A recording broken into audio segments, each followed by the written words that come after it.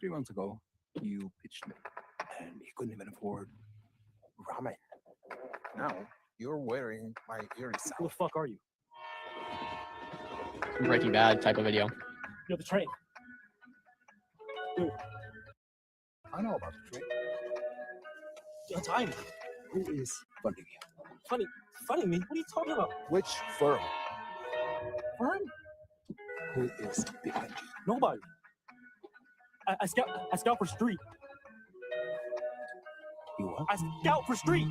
20K plus equity per launch. I just look for new startups, man. Hey, wait, where are you going? It's a good video. So basically, guys, Street has a scout offering, right? So if you bring a good company to Street that I guess they decide to go with, you can get maybe 20K plus equity in the company, which is pretty cool. So it's a good video. It's funny. Street does really good production, honestly. Introducing Street Scouting 20K startup. I wish they would have maybe elaborated more on that, though. Okay, let's go check out their application program, see if we can get more information. Product quality. I mean, this is a sick video, to be honest. I'm excited for Street, man. I'm excited. Maya's got a lot to pull off, though, so let's see. I should just say this in general. I'm excited for anyone innovating on the equities side. Okay. Identify the outliers. The Street Scout program is an invitation to the few who see what others miss. Find the signal. We provide the capital. Look, guys, we talk to founders every day. Some pre-TGE. If they got a valuable product they want to go raise, you can go. Maybe MCG will start sending people to Street. Maybe not. I'm just helping you guys understand how this works. So if you guys have good projects, you know good people, looks like they have a scout program where you can make money and get equity in the company. What is Street? Blah, blah. Street is a standard for tokenized startups. We work with founders from day zero to tokenize ownership grade tokens under enforceable rules. Yep, we know about this. We have yet to see it happen, though. People are saying Q1 here. I think the first one is Open Droids is coming with their batch one. So case study for why we believe tokenization is awesome for startups. Cled's been their example. Also one that I'll give you guys some alpha on. In a second.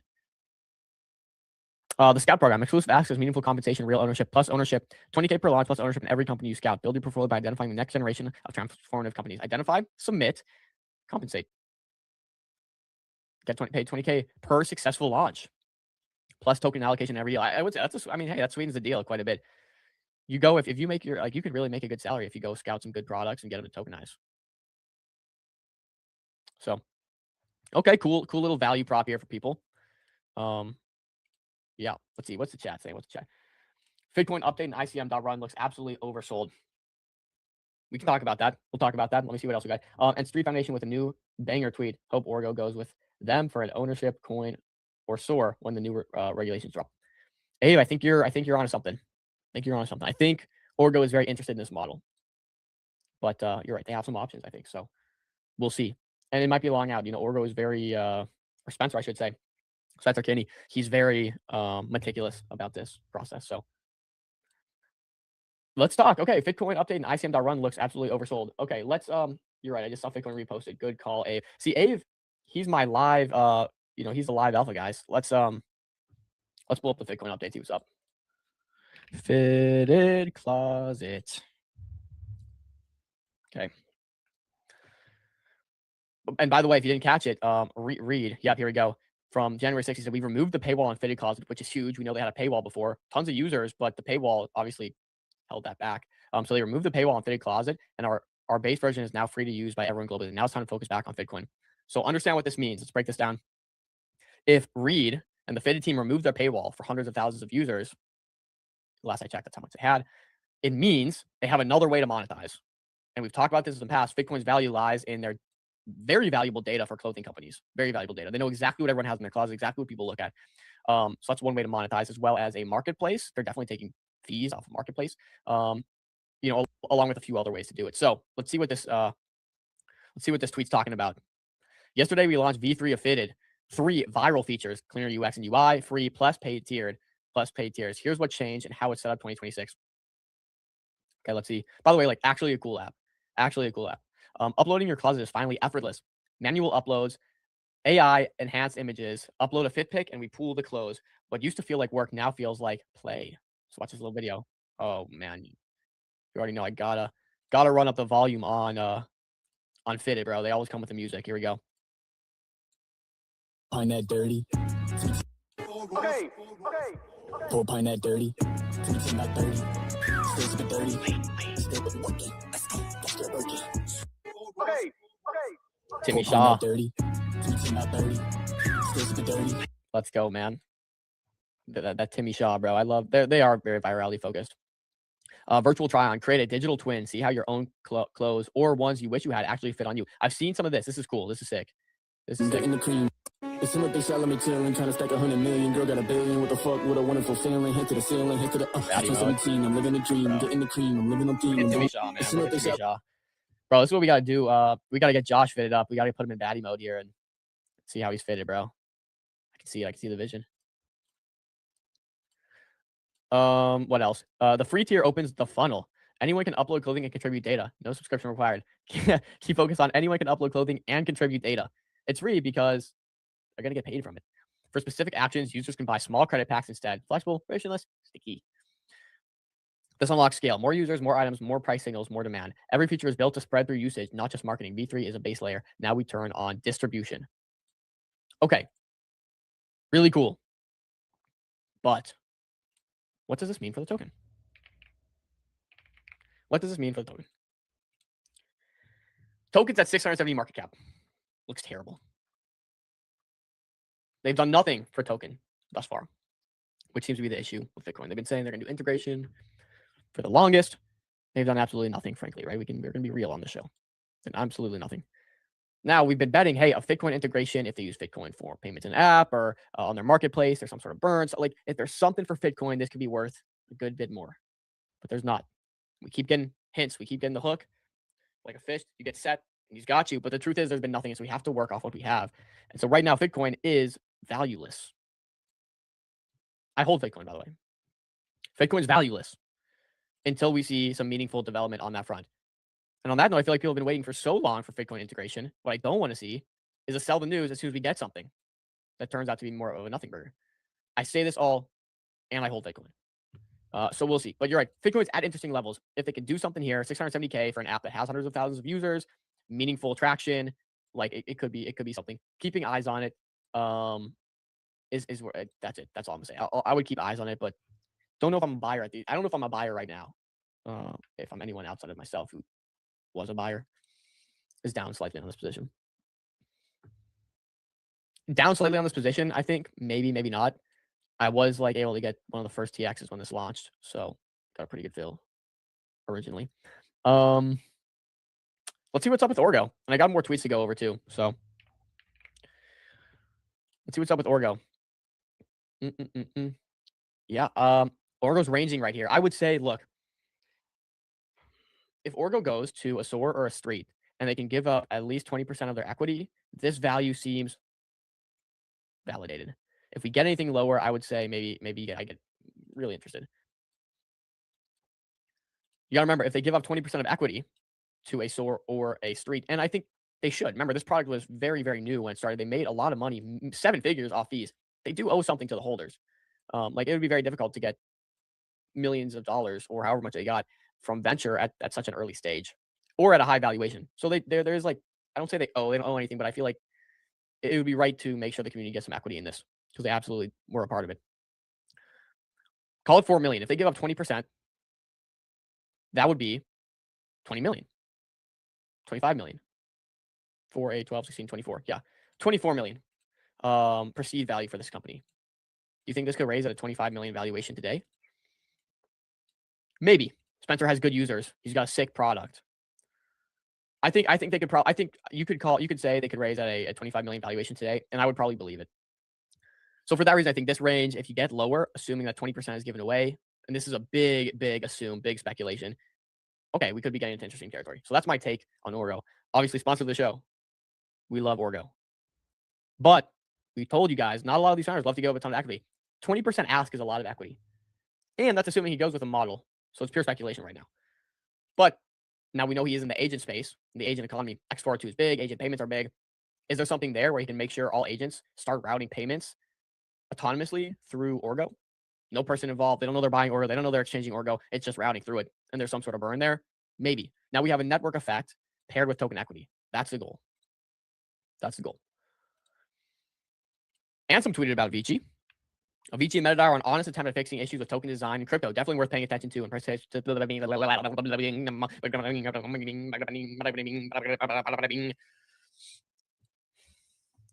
worth paying attention to and participating in these combos. We saw that Avicii put out a statement. We saw Avicii and Solo partner recently. Again, I covered Solo earlier, what I'm interested on. Let's take a gander at Avicii.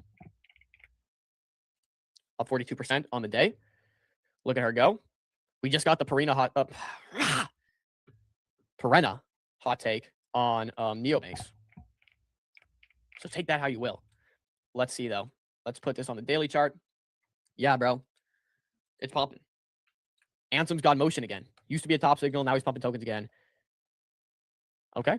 Love to see it. Simple as. Love to see it. I don't have much to say on it. Star is pivoting to an ownership model. People know ownership is the way. Every token right now is either dead or it pivots to an ownership model, period. I think, let me refresh that, reframe that. So many of the utility tokens out right now that launched, I believe, that some of the utility tokens are either dead or they're going to pivot to an ownership model via equity, via DAO structure, Futarchy. They have to. Otherwise, they literally have no value unless they have a really meaningful network effect. Dupe is the one championing that right now. I don't even think their network effect is meaningful enough to have an impact on the chart, personally. As someone who holds Dupe, too. Flooding my own bags.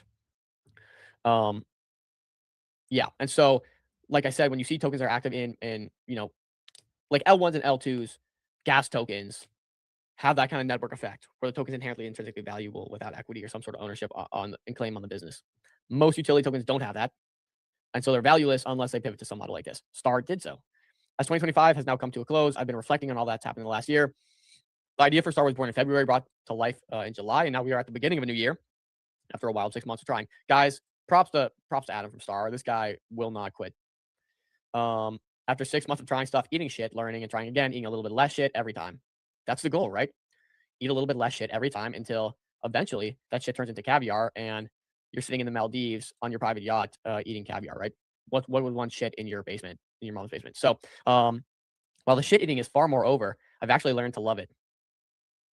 Is that right, Adam? But good on that. I'm incredibly happy with the progress we've made since we launched with our own raise, and more importantly, at the fact that we're iterating and learning faster as time goes on. I think they are. 1 year metrics, 1.25 million raised, 300K in protocol revenue. Nice. 2 million X impressions, 200K live stream viewers, 16 legendary sharks. Now there's a ton on the horizon. We're picking up the pace. We're currently planning our Q1, Q2 raise calendar. Inbound has been strong as a result of the Surf Cash raise. Nice. We saw that. We said that was maybe a turning point for Star.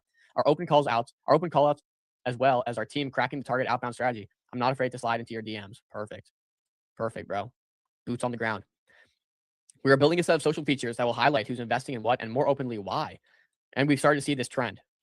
Pick up with FOMO. We're seeing Fair.Club reach into it. Lots more social features and investing. Almost people treating people like angels per se. Decision markets will be iterating info. Decision markets will be integrated into our platform to trade proposals, but also in new experiments to curate upcoming raises. Pay attention to that. That's interesting. Not really sure how that works. The ICO contract is getting many upgrades. The first one allowing you to just invest by sending USDC to an address rather than, I guess, connecting a wallet. Star is undergoing a migration to an ownership token governed by a combinator Futarchy. Again, this is similar to the MetaDAO structure, Z Combinator. Finally, we're productizing a new fundraising primitive for teams that want to raise pre-TGE rounds via an ownership token. I'm most excited about this, and we'll share more very soon. Finally, we're productizing a new fundraising primitive for teams that want to raise pre-TGE rounds via an ownership token. Got to keep eyes on that Star season. With that said, let's see what's going on with Star in the charts.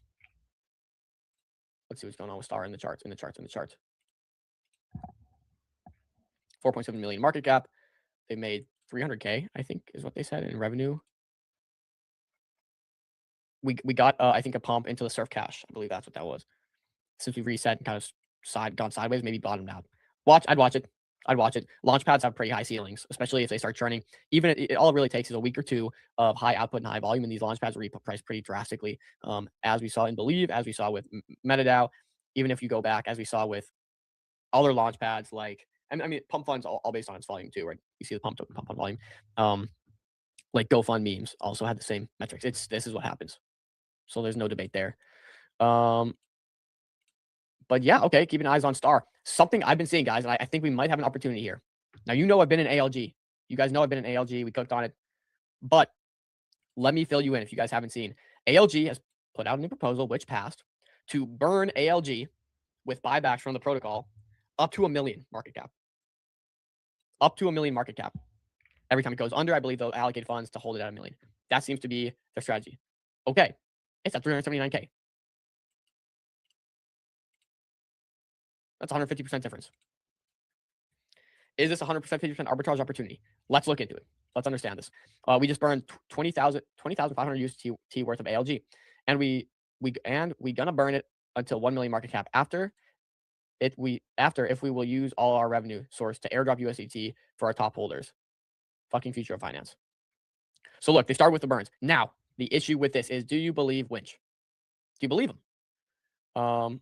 I guess I didn't have that pulled up. Do you believe Winch? Because anyone can say they're going to do anything. It's a matter of if it's maybe put through a smart contract, if there's a food target decision market around it, if there's legal, backing. So that's the question. But if he's being true to his word, that's 150% difference of where we're at versus what they said they want to do. So again, we're going to burn it until 1 million market cap. After we will use all our revenue sources to airdrop USDT to top holders. So programmatic payouts to holders of ALG, and then also increase in token is what they're looking to do. Seems like 1 million market cap's their goal. And you can see today we burned ALG tokens worth 20,500 USD. That's 4.2% of total ALG supply. The proof of the burn is below. So this is a game plan. We got the game plan. Now we got to see execution. So let's maybe dig into this and see what we can find. Ape to good big up ALG. My first thesis play. Solid project with a team that has been working on it for over 6 months. And this is one thing we saw. We saw hegemony. We saw other bots, even Avo. Trading bots typically do not last. They only work in very hyper-specific markets. What's nice about ALG is this has worked for years. Years. It has had very solid, consistent gains, I must say, with relatively low drawdown, which is why I've liked ALG. Solid project with a team that has been working for over 6 months. They have their own algo bot that trades crypto and achieves an average return of about 15% per month. 3-year history. This is based on a 3-year history. They've been able to average this. So it's not, market's been good, market's been bad. Like, no, it's been in a few different environments. Currently, you can deposit funds in their copy trading vault on Bybit, minimum 3,500. The revenue comes from a small percentage of profit sharing credited to the vault. The Bybit vault works with 420K, of which 100K is deposited by a VC. That's the Believe Capital guys, narcissist. 20K by a minor project. The team works on onboarding new strategic crypto partners to increase the AUM of their vault. Yesterday, the KOL vault was also launched, which allows KOLs to earn a % of the profit sharing of the KOL vault through their referrals. They raised an additional 140K in a few hours. The most interesting part about this is the complete change in fundamentals, which will make the token deflationary very bullish. This is what we're interested in, boys. Lock in. 100% ALG fees. So I'm assuming that's not ALG fees as in liquidity fees. I'm assuming that's talking about any fees that they earn from their vaults. Or maybe not. Oh, maybe it is fees from the LP. 50% of Bybit vault revenue. So half of the revenue from Bybit, 50% of KOL vault revenue, half of the revenue from vault. All will go to token buybacks and burns. ALG up to 1 million market cap. So all the money they make from fees, vault, or the 50% vault and KOL will be used to buy back. The team will also burn the treasury supply today, 4.12%, 15K plus. I'm comfortable investing in this project that has a working product that generates real consistent profits, a method to attract new capital consistently, and a team based that really gets busy and does not abandon its project after 2 days. This logic is simple, but really brilliant. Question is, how much are they earning daily? How much can they pump back into the chart to get us up to 1 million? How fast? Plus AUM equals plus income equals plus revenue equals plus ALG buybacks and burns plus rev share. Solid play of size. I'm convinced that they will reach their initial target of 1 million market cap. Not short-term play. It could take a few weeks. That's pretty short-term, bro. A few weeks. They have withstood Believe. They withstood a lot. So they do give me confidence they're here to stay. Although they were a little quiet for a while. Let's check out what they've been saying on their Twitter, guys. This is how you got a DD. Or let's start with Winch.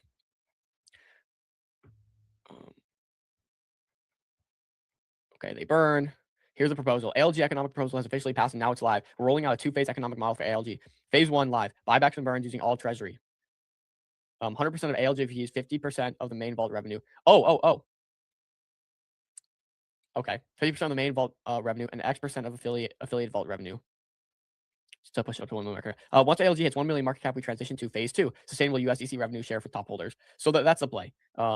Reach 1 million market cap, token increase, and then start paying programmatic payouts to the top 0.1% of holders. Or 0.1% of supply. It shouldn't be too hard to get. So yeah, here was a vote. It passed. Sweet. Yeah. I gotta get with Winch and see what's up with this.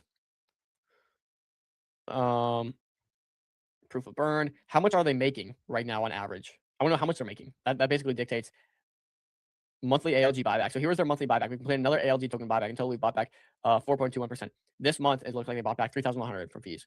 So it'll take a little while to pump this thing up to $1 million, frankly. They have, we'll round it up. They have 600K in USDT in their total vault AUM. So they got 600K making about 15% a month currently. Let's do the math on this, boys. Let's do the math. And I'm going to be a little high because I'm going to go with 600K. Fucking, I'll do 560K. Times 0.15. So they're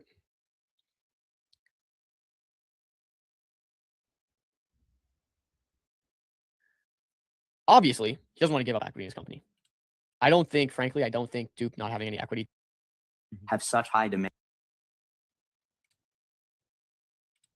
So let's play this. Boom.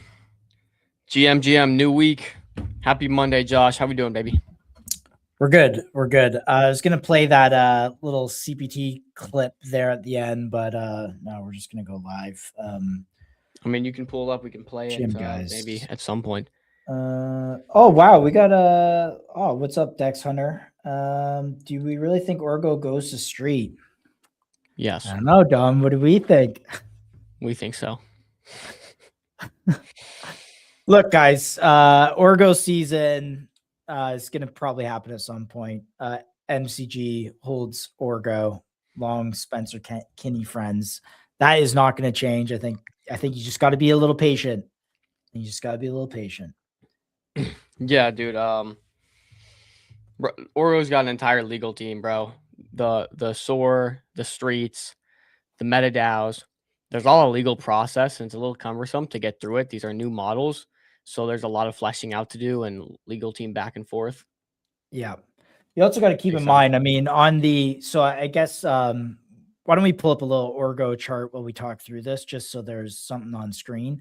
And I guess you heard the clip there.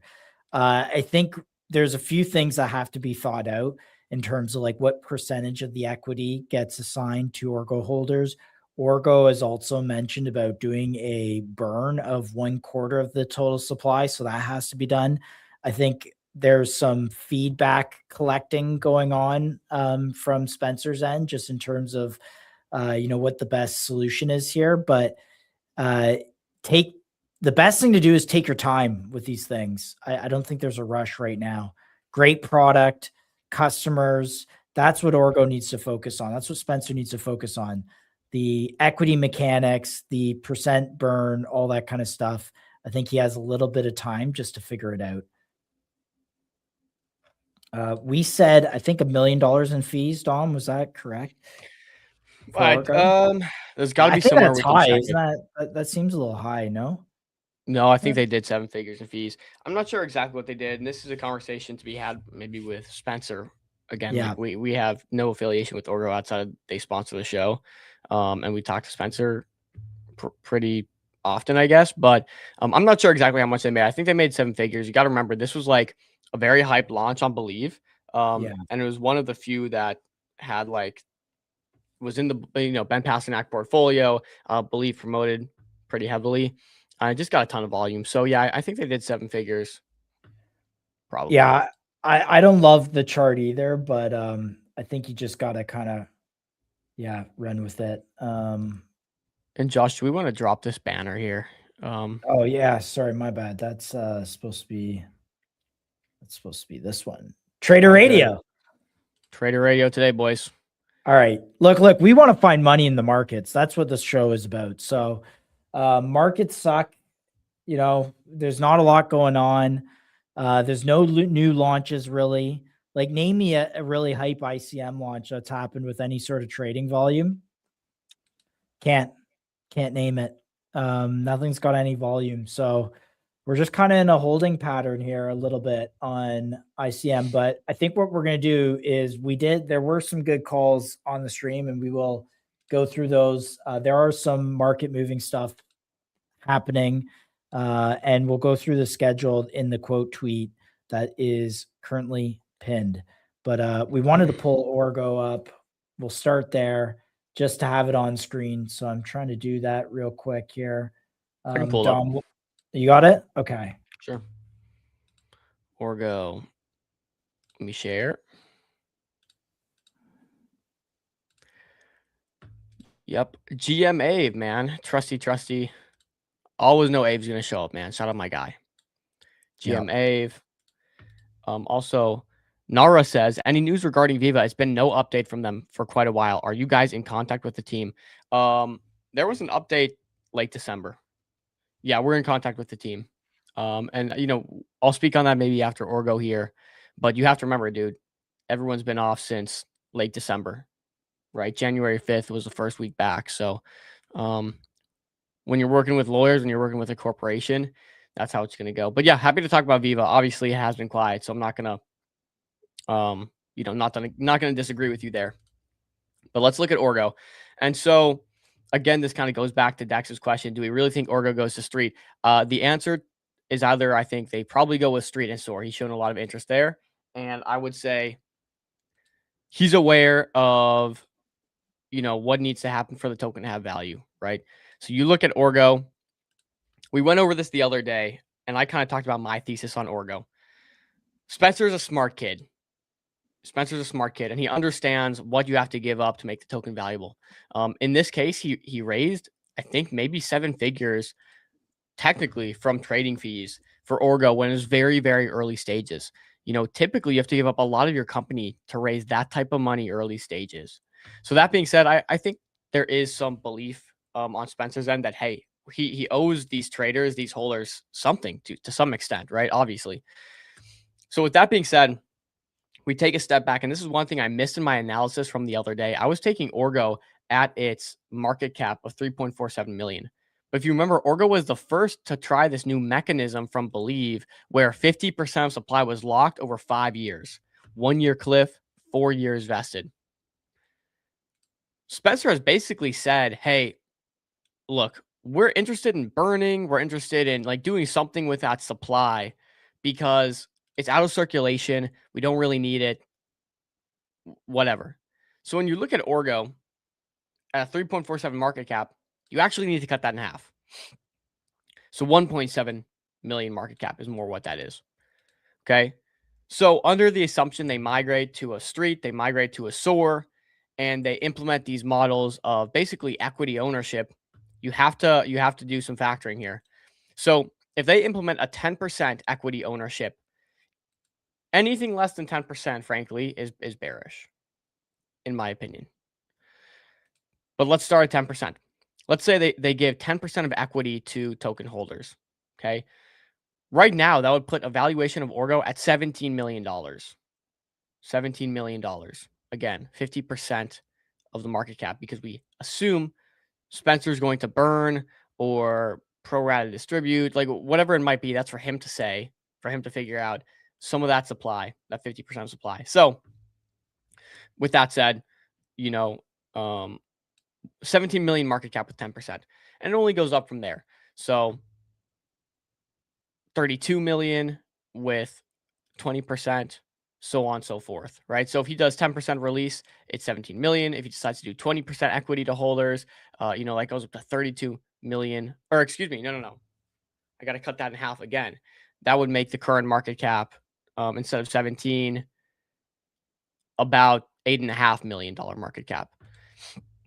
Spencer could go raise at both 8.5 million and 17 million today. I would, or today or in the near future, depending on how well business is going. But I would say 8.5 is pretty conservative. 17 is pretty conservative. So if they do anything above 10%, it's pretty bullish, I would say. So the bet here is, are they going to switch to some sort of ownership model? If that's a yes, how much are they going to do? Also, how much percentage of that 50% that's locked away are they going to burn, or are they going to distribute to holders? Like, how are they going to play around with that? And Spencer has said in the past, like, he'd be open to burning that, frankly, is what he said. And those like tweets are on your feed. You can go find them. So that's the questions you want to be asking. There's a ton of game theory to this. There's a lot of what ifs. Is he going to do 10%? Is he going to do 20%? Is he going to go to an ownership equity model? Is his valuation really fair at $17 million? These are all questions you have to ask. Is he really going to burn the 50%? So it's a little touch and feel here. I would say follow Spencer and just make sure you're paying attention to what he's saying. Until you have some sort of informational edge, there's really nothing you can do other than just either sit on it if you hold or wait for a good piece of information to jump in. But that's where I see Orgo. Don't need to spend more time on that. Josh, can you give us your thoughts? Yeah, really quick. I think what I'll add to this is that, and I think we can say is we've spoken to Spencer and his interest in ramping up communications on X around just the business token, etc. He wants to do that. And so I think there'll be something to come out of it. I just want to share from the end of November, these were the screen notes. And what I'd like to do when we have founders on is kind of go back and say, okay, are they doing and executing on what they said they would do a couple months ago? And right off the top, let's see, there was a couple few things here. So interest ties some fundamental value. This is still in play. This is probably going to happen at some point this year, obviously. He's starting pilots to work with Series A and B level companies. So this generates revenue, some early pilots. That also seems to be still in play. There is some sort of valuation tied to other companies in this vertical of computer use. One raised at $100 million valuation. And what Spencer mentioned is that this company is just building private sandboxes for these AI models. It's not doing anything like computer use, which is actually using the functions of the computer to generate some sort of actual valuable output. And then I think what we see generally, so we talked about, where was the soda thing? This soda score. I saw on the timeline that the new Claude Code is now a level 5 engineer, right? So on one hand, Spencer is building out all this infrastructure that agents can use the computer. On the other hand, the actual models are getting massively better, massively faster. And that is kind of like the multiplier. So if you say, how valuable is Orgo? How valuable is Orgo? I think the multiplier here is how good do the agents get? You know, if they're 10 times better than a human, that makes, in my opinion, Orgo much more valuable than if they're just 1 to 2x improvement on a human's capabilities. And so that's kind of where, in my opinion, I think about some of this kind of stuff. So anyways, we will cap there, Orgo. I think there's not much to add other than just you got to let Kinney do his thing. And there will be, I'm sure, updates in the very near future. But, you know, on that note, it kind of funnels me to a really interesting topic I want to talk about today. It's this new UCP that Google released, their Universal Commerce Protocol, which I think is really interesting. Let's talk about a project that is moving today. Is that the one? No. I was gonna say how this affects Orgo, but yeah, you're right. Okay, all right, Orgo, and then feed into that. Yeah, and again, we'll get to Viva here shortly as soon as possible. But yeah, so this is a video. This is a 7-minute video. I think I'll maybe speed it up and we'll watch it a little bit at 1.5x here. But for the TLDR here, guys, Google just launched a Universal Compute Protocol. And he created this video to kind of explain it. I have not watched it, but I saw this guy put out a bit of content on it. It's super good. I will just give you a TLDR here that I wrote about. So I'll just read it straight up. Every day we get closer to a full-blown agent economy. Positioning now puts you ahead of the game when the inevitable happens. Again, back to Orgo, it seems that this agent economy and agent-to-agent transactions, agents, participating in retail, it seems like it is inevitable. It almost is inevitable at this point. UCP is bullish. Okay, and again, this is Google's new Universal Commerce Protocol. And it's basically utilizing X402 and 8004 to, do agent-to-agent transactions and agent-to-agent commerce, agent commerce, I guess I should say. So here's how I put it. Think about it like this. Compare UCP to train tracks. The train tracks guide the train. Meanwhile, X402 is the engine powering the train. Without the train, the tracks are pointless. And without X402 or 8004, UCP is also pointless. UCP is the brain that walks agents through steps. X402 is a tech that enables it, positioning and sector leaders. And so, PayAI is obviously on the bleeding edge of X402. They're the leading facilitator. So it's one to watch out for. And then Dupe is obviously the king of AI commerce, and it'll almost certainly benefit from this tech, right? And so I just thought it was pretty fascinating. And it's something that you guys should be paying attention to. Here's Sundar, who is the CEO of Google and Alphabet. And he said AI agents will be a big part of how we shop in the not so distant future. To help lay the groundwork, we partner with Shopify, Etsy, Wayfair, Target, and Walmart to create a universal commerce protocol, a new open standard for agents and systems to talk to each other across every step of the shopping journey. And coming soon, UCP will power native checkouts so that you can buy directly on the AI mode on the Gemini app. Okay. So, that's pretty interesting. Let's see if I have here. This might be a better, quicker breakdown here. I'm going to stop sharing. I'm going to start sharing again.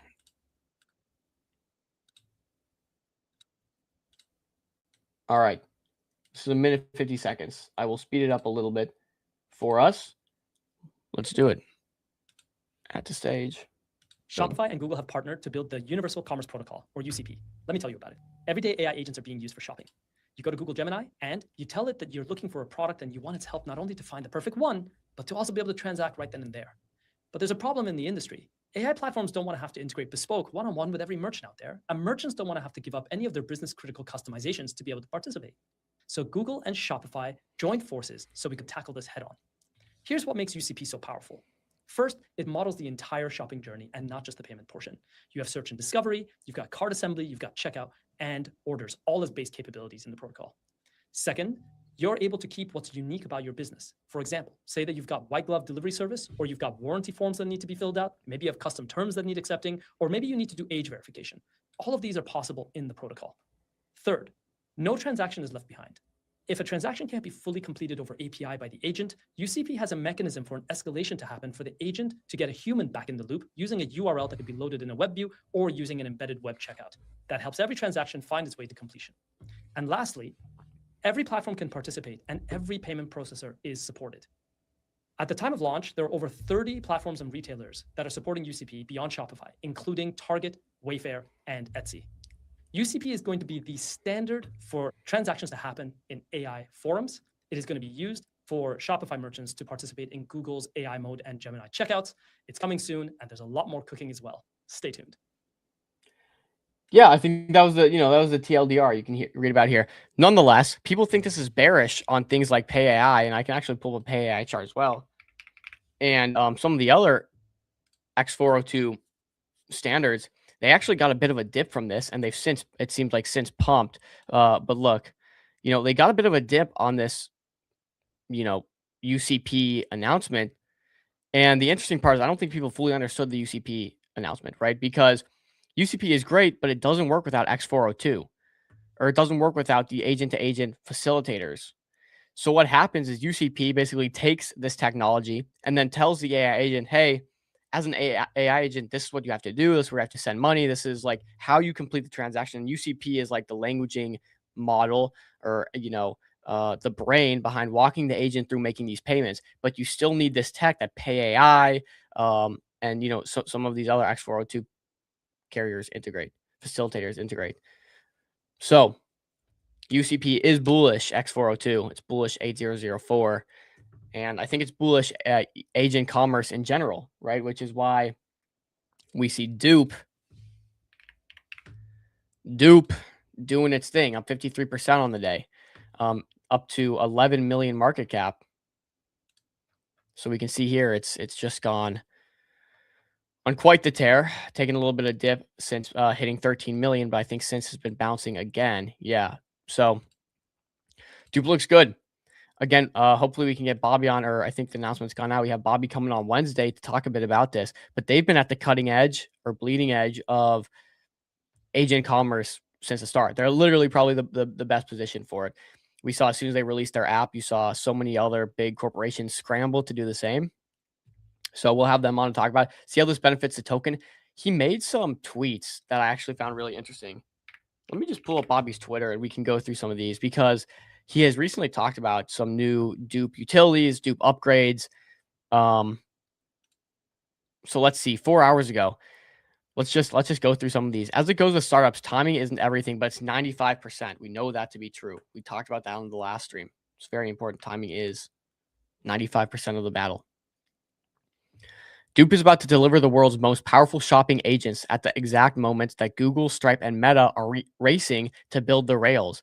You couldn't have built what we built just 6 months ago. Dupe is quite literally the only e-com startup with scale that is set up to leverage these powerful rails out the gate.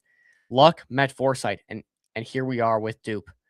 When we first launched Dupe, it spawned a number of imitators, startups, including by Bill Gates' own kin.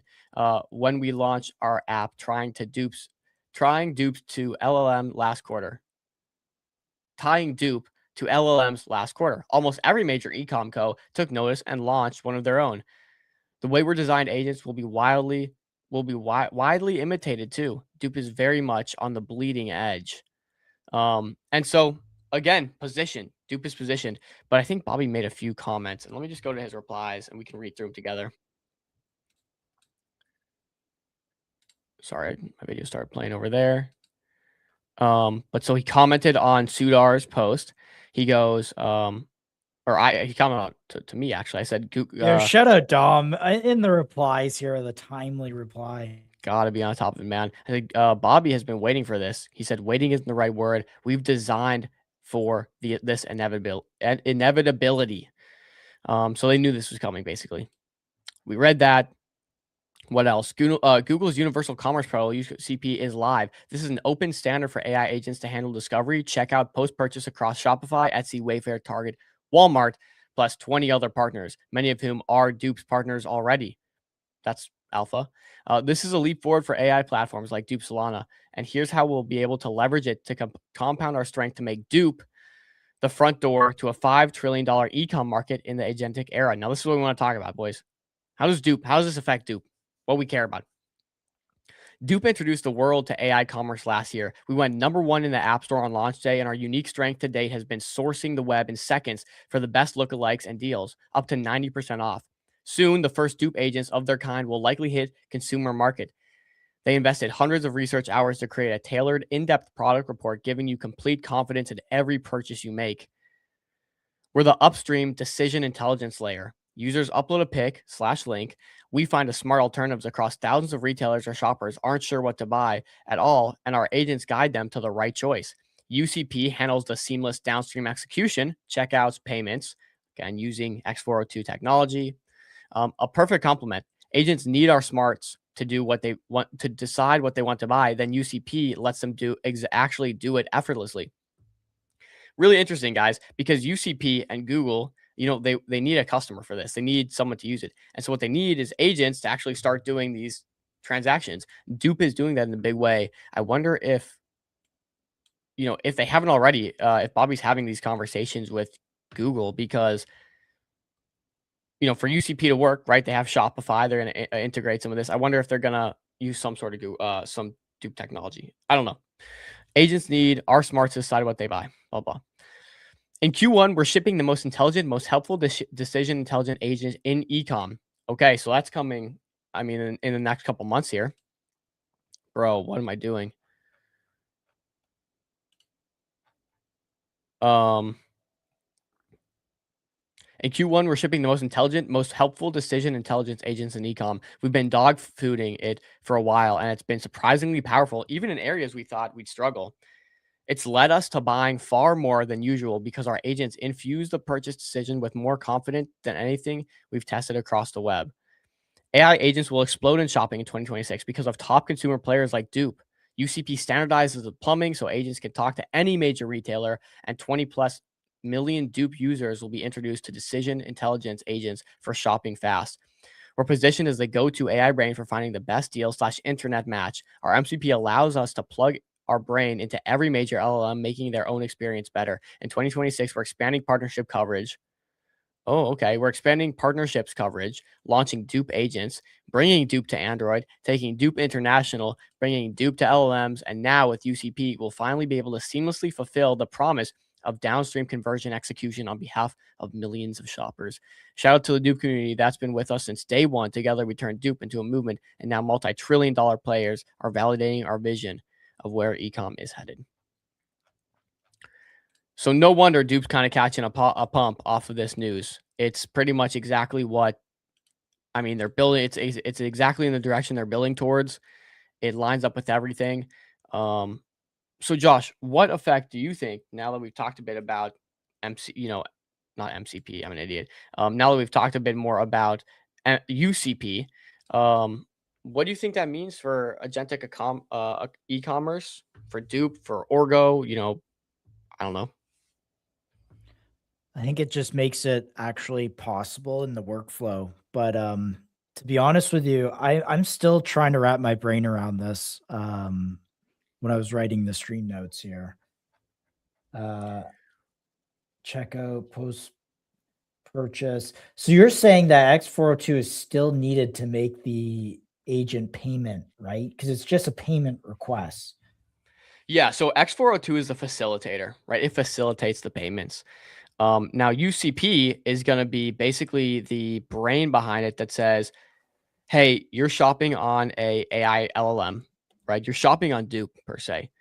You go and find Wayfair. You go and find the product you want. Now, instead of going and putting in your credit card, doing all that stuff, you say, okay, this is what I want. Let's buy this. And the agent will route the payment using X402. It's like the brains. It'll basically say, okay, you want to buy this?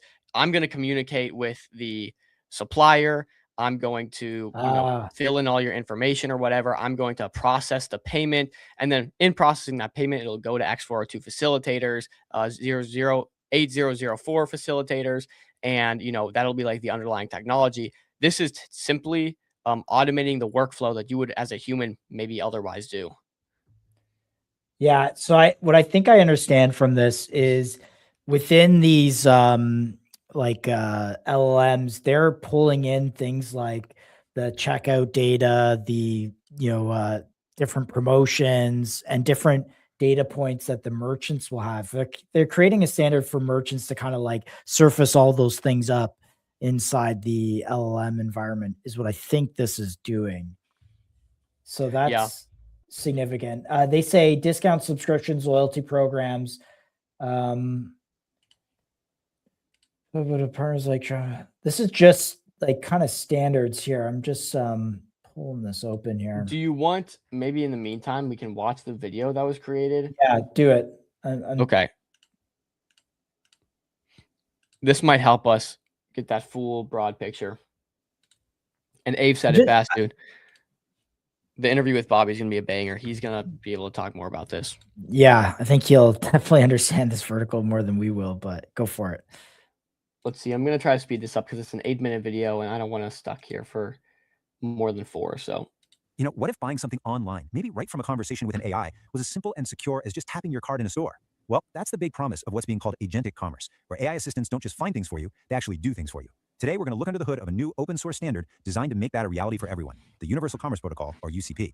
All right, here's our game plan. We're going to start with the basics. What exactly is UCP and what problem is it trying to solve? Then we'll walk through a step-by-step example to see how it works in the real world. We'll also take a look at how a huge player like Google is already putting it to use. And finally, we'll talk about how this open project is inviting you and everyone to help build the future of commerce. Let's dive in. So first up, what is this Universal Commerce Protocol? Well, at its heart, it's really the foundational plumbing for a brand new way of shopping online, this new era of agentic commerce. Think of UCP as an open source rulebook, or maybe even a universal translator. It's a common language that lets all the different players in an online purchase, the AI agent you're talking to, the store you're buying from, and the payment service, all communicate with each other smoothly and, most importantly, securely. And this is really key. UCP isn't just for one group. It's designed to help the entire ecosystem. For businesses, it lets them show off their products while staying in control as the official seller, the merchant of record. For AI platforms, it makes adding new merchants way, way simpler. Developers get this great open standard to build the next cool thing. And for us, as consumers, it just means a super smooth and secure way to shop from the brands we already love and trust. So you might be asking, why do we even need something new? Well, the problem is that our current e-commerce plumbing just wasn't built for this new world. It wasn't designed for the kind of conversational, AI-driven shopping that we're all starting to expect. And here it is. This is the core of the problem. It's called the N-by-N integration bottleneck. Just imagine every single business on the left having to build a completely separate custom connection for every single AI platform on the right. It's a total mess. It's slow, it's expensive, and it just grinds innovation to a halt. UCP comes in and breaks that bottleneck with 4 big ideas. First, unified integration. That means a business builds one connection and it just works everywhere. Second, a shared language, so everyone is speaking the same dialect of commerce. It's also built to be extensible, so it can grow and adapt as technology changes. And finally, a security-first approach is baked in from the very beginning. And this diagram just pulls it all together so nicely. On the left, you've got the consumer surfaces. That could be an AI chat and search or another app. On the right, you have the business backends, the store's actual inventory and payment systems. UCP is that powerful translator in the middle. It's the standardized layer that lets them speak the same language using a shared set of capabilities like checkout, discounts, and finding products. Okay, so that's the big picture. But now let's get down to brass tacks and make this a little more concrete. We're going to do a practical walkthrough to see exactly how the protocol works in action with a sample business and an AI agent. We're going to follow this super simple 5-step journey. It's going to show us precisely how an AI shopping agent and, let's say, a flower shop server talk to each other using UCP, from that very first connection all the way to applying a discount code. All right, first things first. A developer over at our flower shop sets up their server. They load it up with all their products, roses, tulips, the whole shebang, and then they switch it on, so it's live and ready to listen for any requests that might come in from an AI agent. Okay, so this brings up a really important question. When an AI agent connects to that flower shop server, how on earth does it know what the shop can actually do? You know, can it handle a checkout? Can it apply a discount? It can't just guess, right? Maybe pause it. Yeah. So I think we got a good idea of what this does. So before, I believe what used to happen is you would do, developers would do API integrations to allow these things to communicate with each other. But that isn't really possible when you have a brand new kind of mode of commerce, and rebuilding all those connections takes a lot of time. And so they've created a universal, I guess it's in the name, universal standard for these connections to happen. So this is just like, again, I'm not a developer, I'm smooth brained, so I'm trying to understand the implications here. I think this just speeds up the adoption of this. Ultimately, this probably benefits merchants more than anything, because you can actually sell more stuff. X402 is just the payments part of it. So it's just one component of the overall kind of communication standard. If you go previous, I think at the 1 minute mark on this, they showed the implications per a stakeholder. Can we zoom back to that? Do you know what I'm talking about? They had a list of them. Of agentic commerce. Think of UCP as an open source. And this is right here. Let's just pause here. Okay. So the businesses, what I understand, and it showed a schematic. It was pulling in like their discount codes. It was pulling in their loyalty, all that stuff. So if I'm a user using an LM or a chat bot, I need the business that I'm going to buy something for to already have my loyalty program populated. And that's where the a sample of that integration that's happening. So that's what I think was going on. So let's say I'm using a ChatGPT. I'm logged in as my email, and then on merchant that I'm buying from, I'm also logged in on my email, and it's pulling it through. All right, here we go. Tobias, shout out Toby. Toby has also been a crypto guy too for a long time, which is cool. He's been dropping some bangers on this. UCP will make it faster for agents and retailers to integrate. It's open by default, so platforms and agents can use UCP to start transacting with any merchant. Major retailers are already using it. Agents can handle everything from from discovery to fulfillment, and support things like discounts, subscriptions, and loyalty programs. We've accounted for all types of commerce. So, yeah, that's UCP. We got it. It's tough to know what the implications are here. I think for Dupe, it's obvious. For Pay AI, it's not super obvious yet. I think it's really obvious for Pay AI. Bullish. Do you think the agents will complete the transaction using crypto? I think they're going to complete it the best way possible. And if it's crypto or if it's another way, it doesn't matter. So as long as, X402 continues to develop and continues to be the best way for agent-to-agent payments. Like if X402 is just not the best way for agent-to-agent payments and for payment transactions to settle and happen, then no, it's not bullish for Pay AI. But if you think X402 can do that, which was kind of the hype around it, then yeah. But I think ultimately these payments are getting settled through agents. That's exactly what Pay AI has set out to do. And if X402 is maybe not the best way, well, maybe they pivot and find a better way. But as long as they're facilitating these payments, that's the goal. So more payments through agents equals benefit for X402. Yeah. So what do you think of the chart here on Pay AI? It looks good. It looks good. When I was looking at it earlier, when this news about the UPC, I think it's called, UCP came out, it was going down. And I'm like, I don't know why this is going down. It's bullish for Pay AI. But recently it seems to be, in the last 3.5 hours, it seems to have started pumping. Yeah, this chart looks really good though. So we know it went up to 80 million before they migrated.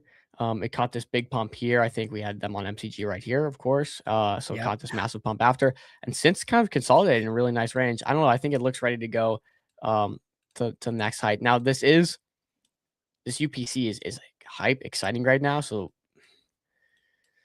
I don't know, but it looks good for another leg. We just need to continue this hype in agentic commerce. We need to continue the hype in AI payments, and I don't know. I think we're at the early stages of it. So yeah, probably it looks pretty good here. I don't know if I would bid at 15 mil. It's just so difficult to do because that's a pretty high market cap in this market. But they are the number one facilitator. Like they are the leaders.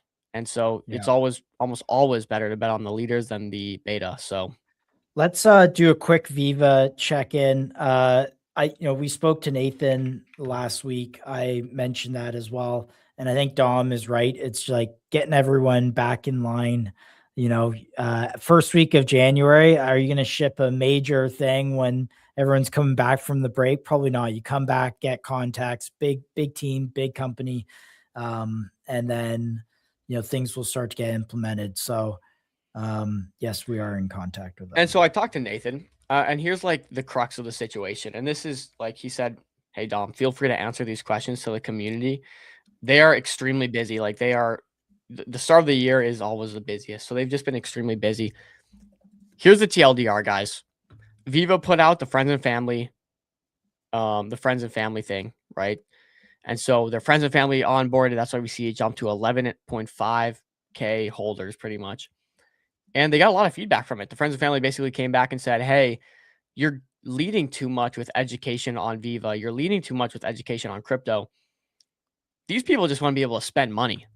These people just want to onboard their money, spend it. They don't care if it's routed through Viva. They don't care if they have to hold Viva. But it was valuable feedback. And basically they've taken all this feedback, and that was just one of the many different things. And they said, hey, we're going to just simplify. We're going to simplify our app. Remember, this is a big rollout. When you roll this out to 100,000 plus users, and it's $1 billion business, you're betting a lot on it working, right? If it doesn't work, it's like a big impact on these are already paying customers. So now to take these customers and try to route them through a different payment method like Viva and get these massive user base onto Viva, if it goes wrong, it's a bad look. So you have to be very careful with Not this. only a bad look, it could nuke the whole Viva concept to begin with. So you have to get it right. You have to get it right. And so that's the thing. They got this feedback. They're just making sure everything's right before they do this major in-app rollout. You have to understand for Viva, what this does is it opens up an entire country, the country of Bolivia, to go above their current spending caps. Right now, most of these guys are capped at like a $25 to $50 spend limit on their credit card. This will allow them to have uncapped spend. So it's not a matter of, hey, I like Viva. Hey, I like crypto. It's like, hey, can I spend more money now? Whereas before I was capped, and can I spend money out of the Bolivian country, right? They can't buy Netflix. They can't use ChatGPT. Can I go and spend money on things I wasn't able to? Can I spend more money than I was allowed to? And if Viva enables that, they don't care how it works. And so they've taken this feedback and said, okay, we're going to make this seamless, perfect, get them using it. Once they like it, once they use it, they're like, this solves a massive problem for us. Well, now they can go back and say, hey, and by the way, how this worked was we're using crypto rails and we have a token Viva, and you actually earn 20% APY on this, or APR on this, just by holding it in the app. And by the way, there are benefits for holding Viva, and you get discounts here. You can pay your teleco bill with it, or this. And then that's when you kind of get that, slow understanding of it, and you have everyone adopted. But the truth is, what Viva is now enabling is for an entire population, not even just the users, to basically change the way they do transactions, right? There will be no cap, and this is what enables it. So yeah, it's not like Viva doesn't solve a specific problem. Like even in us chatting with Nathan, there was like something we wanted to test with Viva at MCG, and he's like, yeah, you know what? Classic problem. It's a Western company that's providing the service. We can't even transact with that. It's like, you guys have to do that. And that's just the crux of what they're solving. If they solve that problem alone, people are very resourceful. People will go through the mental hoops to figure out what Viva is in the first place. So if you're looking to use AI to edit an image and you're like, man, I can't even buy the service because I live in Bolivia and, oh, there's this Viva token here where I actually can get access to the service. No, I'm going to go figure out how to do it. Right. And it's integrated in my telco, which I already use and understand, who has my local bank account already hooked up. So there, we solve a very specific problem.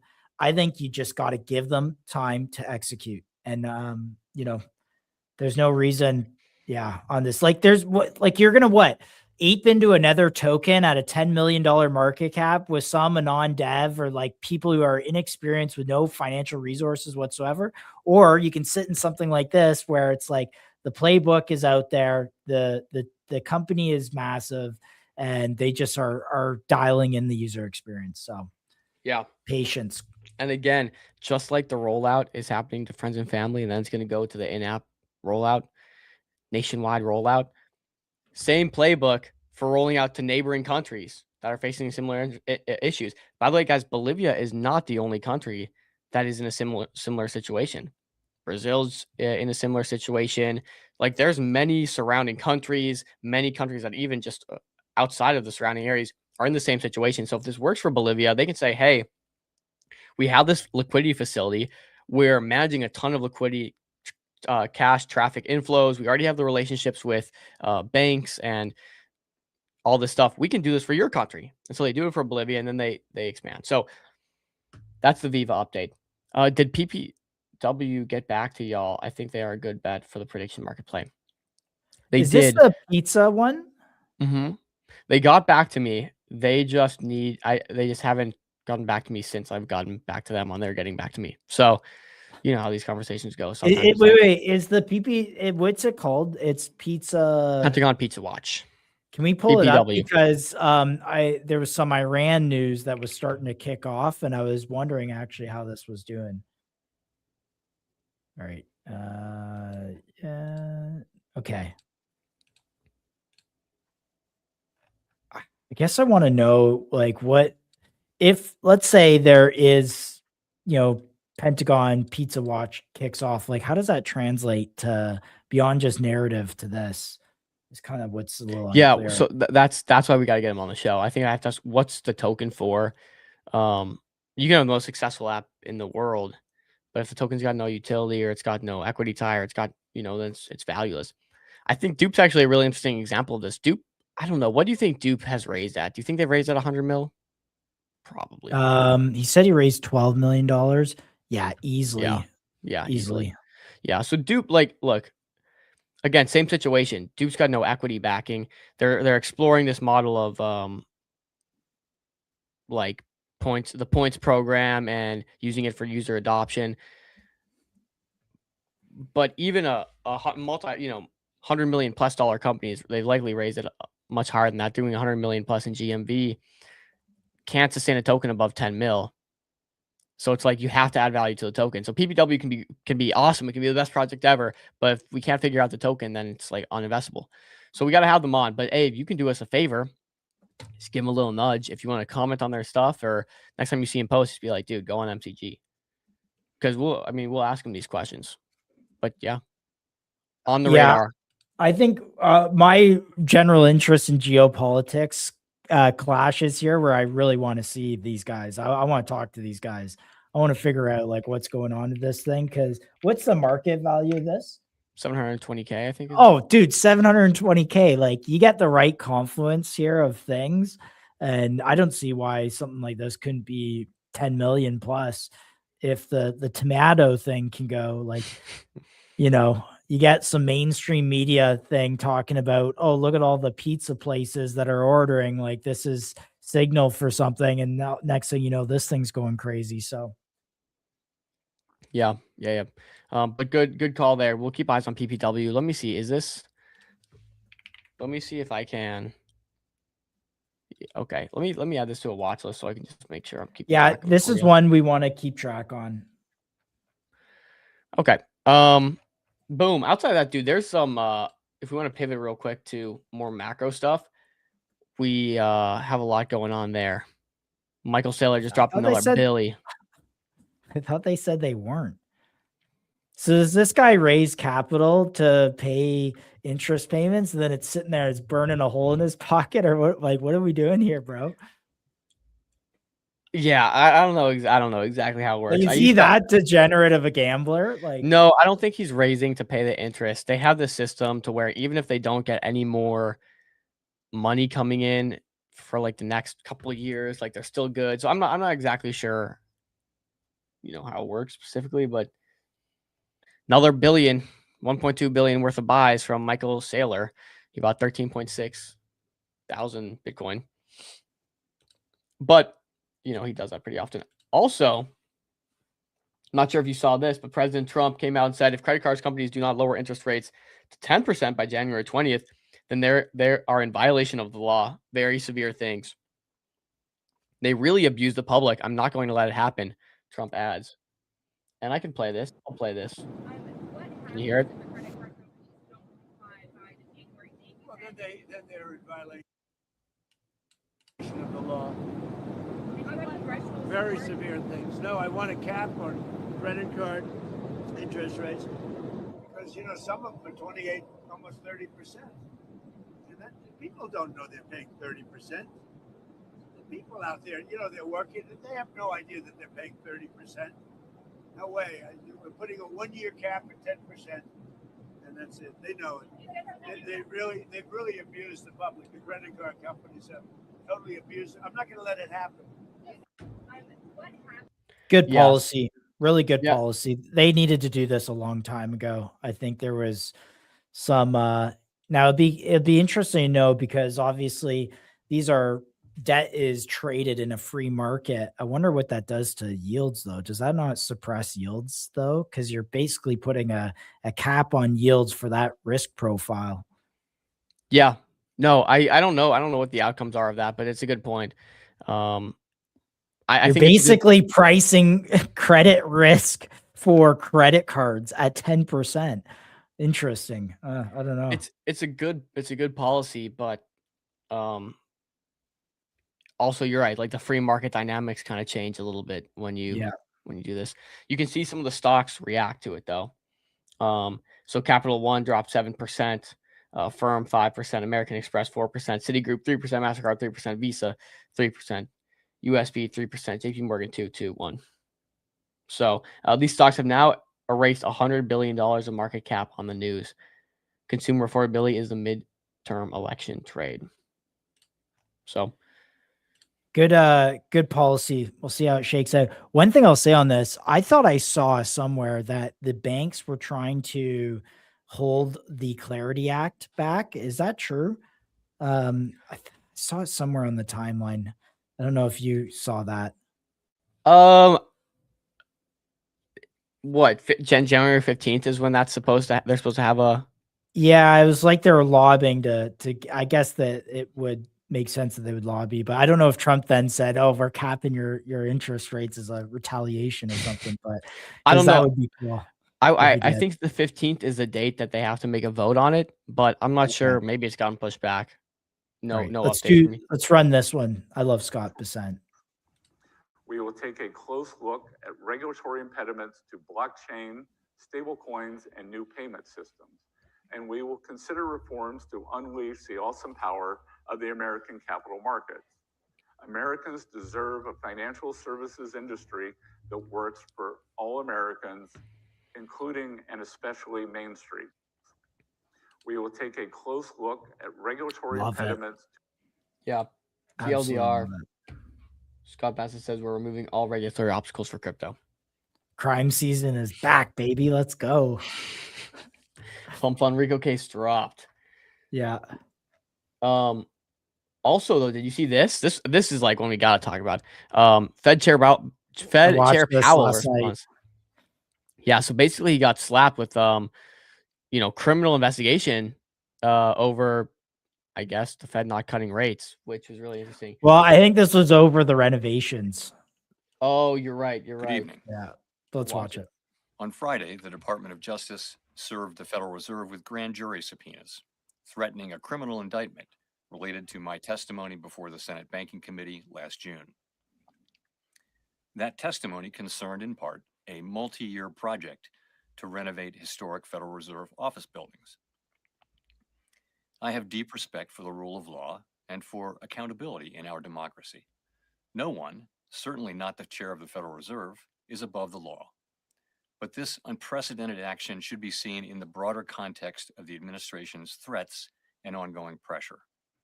This new threat is not about my testimony last June or about the renovation of the Federal Reserve buildings. It is not about Congress's oversight role. The Fed, through testimony and other public disclosures, made every effort to keep Congress informed about the renovation project. Those are pretexts. The threat of criminal charges is a consequence of the Federal Reserve setting interest rates based on our best assessment of what will serve the public, rather than following the preferences of the president. This is about whether the Fed will be able to continue to set interest rates based on evidence and economic conditions, or whether instead monetary policy will be directed by political pressure or intimidation. I have served at the Federal Reserve under 4 administrations, Republicans and Democrats alike. In every case, I have carried out my duties without political fear or favor, focused solely on our mandate of price stability and maximum employment. Public service sometimes requires standing firm in the face of threats. I will continue to do the job the Senate confirmed me to do, with integrity and a commitment to serving the American people. Thank you. Get him out of there.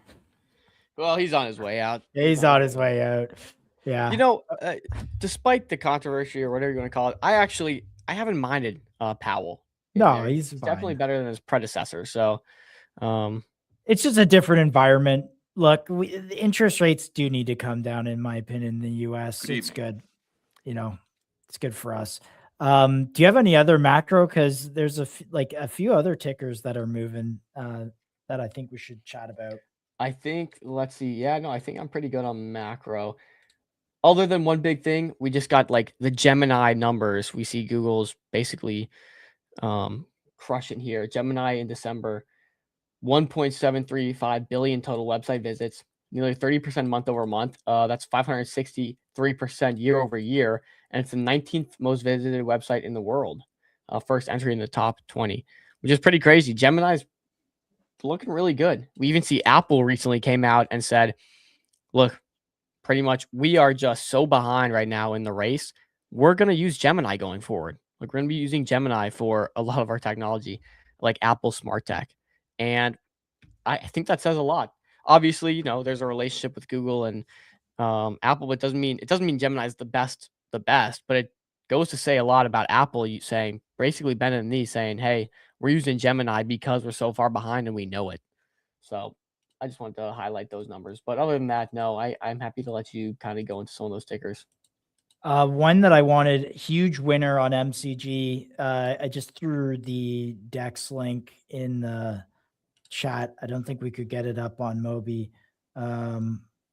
Yeah, Abe, we'll cover CPT in a minute. Just recap it from last week. Yeah, let's throw that open. All right. I see you're doing the good work there, Dom. I appreciate you. Here we go. There we go. Just an absolute massive winner. You know, Chill's not here to collect his flowers on this one, but man, this guy just called this thing at like $2.53 million. Yeah. I wish I could come here and talk about how cool it was, how I saw the vision, how I'm in here. Man, we're not. It doesn't matter. How sidelined are we on this? Yeah. But we got to give Chill credit because he's the homie. I remember when he was talking about it, it was actually right around down here. Yeah, right around 3 mil. So this is what it looked like. It was prior to the run. It had pumped, kind of started to come down. I think maybe we might have even gotten a golden box from Chill drawn out. Can't remember, but yeah, it's since pumped quite a bit. And I wish he could come on here and tell you the thesis, talk to you about how it was like a prophetic vision he knew was going to happen, but he is not with us right now. So no, but we do have, I do have a little bit of a thesis. Let's see where I forwarded it to our chat. from DeFi or die, decentralize or die. Oh no, that's for something else. Decentralize or die. Let me just quickly open his chat because he has the thesis written out somewhere. Deep dive on Sol. Here we go. All right, let me share this. Again, guys, this is more meme coinish, but like if ICM and ownership tokens are slow, we're gonna try and figure out any way to find narratives in this market for you guys. With the Claude Circus meta in full swing, I hope it's clear by the end of the thread why holding onto your tomato supply is critical. This is not your run-of-the-mill meme coin. The tomato represents a new age of robotics and synthetic life taking care of organic. Real, tangible, exciting progress. The Soul Trophy Tomato website will have the price of the coin. Okay, who's this? Dev is cooking. Martin DeVito. Don't know who you are. You can see the plant grow in real time on the current site. All right. Let's see. Oh, okay. All right, here we go. We have a Look at plant. that. All right. Hey, Abe. For that, just rotate some tomatoes back into Duke. Good. Yo, shout out Abe. I hope you for that just rotate some. Man, I hope you took profits on that. That's great. Okay, so here we go. End message. Claude's latest outputs. So look, it's watering. It's entering sleep mode. Try and zoom this in for you guys. Sleep duration. Lights on. Visual. All right, you know what? All right, we faded this because we are too right curve, Dom. We should have been more left curve. We mid curve or right curve this. Maybe we mid curve this. We mid curve this so much. Yeah. It's kind of cool though. This is So, way like, cool. So someone set up all this stuff. He set up the growth light. He set up the heat map. He set up the fan, the humidifier, the water, the exhaust, and then basically said, "Hey, Claude, this is what I got for you. You just turn it on, turn it off whenever you want, and let's make this plant grow really well." And it seems to be doing it. That's it is kind of cool. It is funny. Good experiment. So that's what I think. If the Claude actual account never interacted with this, it probably doesn't candle. So keep that in mind. Will they interact with it in the future? I don't know, but because having a live stream of a tomato is not a new thing. I don't think that's a new thing. No, it was Claude. This isn't about the tomato. It's about the proof of concept for AI managing life support systems. Again, little narrative development. Yeah, I think probably this is fairly topped out, but it also looks like here it got chill guy or thread guy pulled it up and looked at it. Jan 6. Oh my goodness. What was the chart doing on Jan 6 there, Dom? January 6th. Jan 6, man. That was about 3-4 million. Oh my gosh. Yeah, faded that. Definitely faded that. Okay, well, there you go. That's in case that shit being sorry, go. No AI needed. That's what I'm saying. Top Fumbler. I agree. Like, trust me, don't get me wrong. I'm not like trying to pull something out of it, but I think in the context of this meme coin, I'm trying to figure out why this thing's running. It's the Claude, dude. It's the Claude interaction. It's the CT building up a narrative here. Yeah, that's all it is. Topped out at 18 million. Is it an 18 million topper here? Probably. But I don't know. 18 mil is still wild, dude. That this went to 22 mil. Wild. On Pump Fun. Yeah. Pepe said, with $500, what 3 coins medium term would you grab right now for mid-term profit?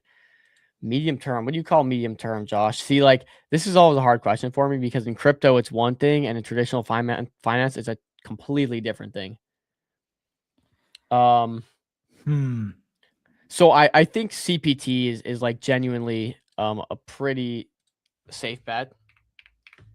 It has bounced though. I wouldn't be buying it right now just because it's bounced a little bit, but I do think this one's like Patrick's smart, bro. Look, if he's going to exit or he's going to do something in a timely fashion, he's going to grow this. He understands where he's at in the life cycle. He understands how important timing is. He understands how hot defense companies are right now. He understands the premium valuation they're trading at. He understands that this is trading right now at like a, $8 million valuation, $9 million valuation, sub $10 million valuation, fully diluted. This company is not a sub $10 million company. Okay. It's not a sub $10 million company. So the fact that you can get exposure to it here, sub $10 million is still ridiculous. They could go like you could 10x right now if you went and did a raise at a fair value, 50 to 100 mil. So yeah, I just think this is an opportunity people are slipping on. It's just a matter of when. I don't know. When does he go and raise? When does he go and exit? When does this payment get paid out to holders? I don't know. And when does the market catch up? But I would say anytime you get a dip like you did here, get a dip like you did here, get a dip like you did here, I would set some stink bids and, look for anything, like comes down here, comes down here, comes down here. Just set those bids, get filled. So I would say CPT. I don't want to sound like a broken record. We talk about CPT a lot, but like truthfully, probably one of the better opportunities. I would invest in this at a higher valuation in the private equity market. Like if they came to me as an angel and said, hey, at a $50 million valuation, you can buy X amount of CPT. I would probably like say, yeah, to be honest. So why not take it right now? All right. What are we calling medium term? 60 days? No, it's got to be longer, right? 90 days. 90 right? days. 90 All days. right. We'll say 90 days, Pepe. If you're willing to hold for 90 days, that's what I'll call medium term. I say CLED for sure. I would put CLED on there. Yeah, let's do this. So do you have your 3 right now, or do you maybe I'll give 3. to... I'll give 3 and you give 3. Okay. You okay. start. So I would say CLED almost certainly. Okay. I'll start with CLED. We'll start with CLED. I would say CLED almost certainly. Trading at 26 million market cap. We know they're going to streak. We're expecting 10 and 20% equity. We know they're raising at $300 million. Like this is a massively growing industry. I would say in the next 30, 60, 90 days, this will probably be able to, I don't think it'll go down. I'll tell you that much. I think we're pretty safe in the entry here. So I've given my thesis here. We're at, call it $25 million market cap. Even a 10% equity anchor to this is still discounted here, right? That would be a 30 million valuation, be a fair valuation if they give us 10%. If they give us 20%, that would instantly be 60 million. So either they go and raise at 600 mil and you get 10% of equity anchored to the token at 60 million, or they give us 20% of the token and it's instantly valued at 60 million based on recent raises, which we know they've already gotten $4 million for last I checked. So CLED's like, for me, a no-brainer. CPT is another one. I don't know if CPT is as short-term as CLED in terms of 30, 60, 90 days. But CPT, the thesis I just shared, and I'll switch to it again, super undervalued here at like a 10 million fully diluted value of the company. This company is not worth 10 million. It's worth significantly more in my books. So that's one thing I would say. Whether that means in the next 90 days, Patrick builds some cool tech, signs some great contracts, and exits fully, and we just get paid out at the valuation he exits at, or whether that means he's, everything's popping off, they need to do new labs, and he goes and raises at 100 million.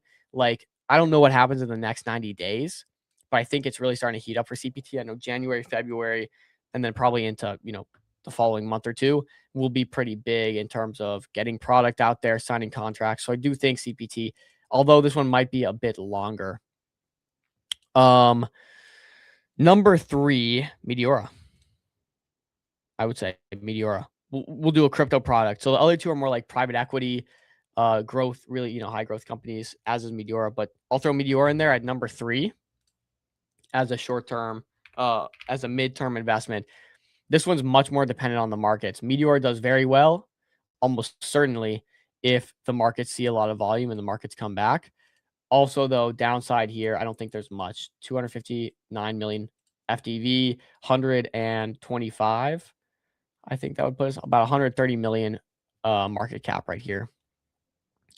And like I said, I just think they're on top of it in terms of they're incubating the best launch pads. Best launch pads are using Meteora. They have really captured a ton of the volume in terms of like real utility projects. And their LP is right now like the go-to. Although Humidify has made a really nice stab at it last I saw in terms of numbers.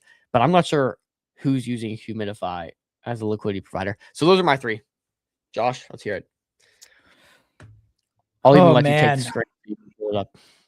Yeah, I'm just trying to make sure I have my thoughts. So I'm going to do something a little difficult here, and I'm going to try and not pick the 3 that you picked because I like them all.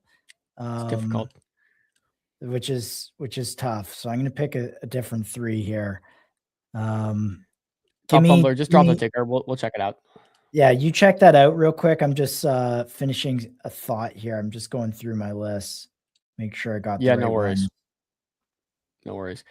Yeah, Top Fumbler. No, 120K. Look, we'll check out anything you guys drop. If it's in this market, everything's on the table as long as it's not a LARP. Hey Dom, we really, we probably won't have them on the show. What's up, Josh? I'm gonna put in the show notes the top 3. So what were yours? Just to recap, just for Cled, CPT, Meteora. All right, we'll compare at the end of this. All right. Cled, CPT, Meteora, and I'm sure because I'm doing it off the cuff here, maybe there's one I missed that I'd replace or switch, but like that's what I'm getting. All right. Of course, I do like, MetaDAO is persisting and they've been really good. But I guess I couldn't put. I guess I'd still rather have my other 3. I don't know, Josh. Yeah. All right. Before we look at this one, I'll just do it. Tough.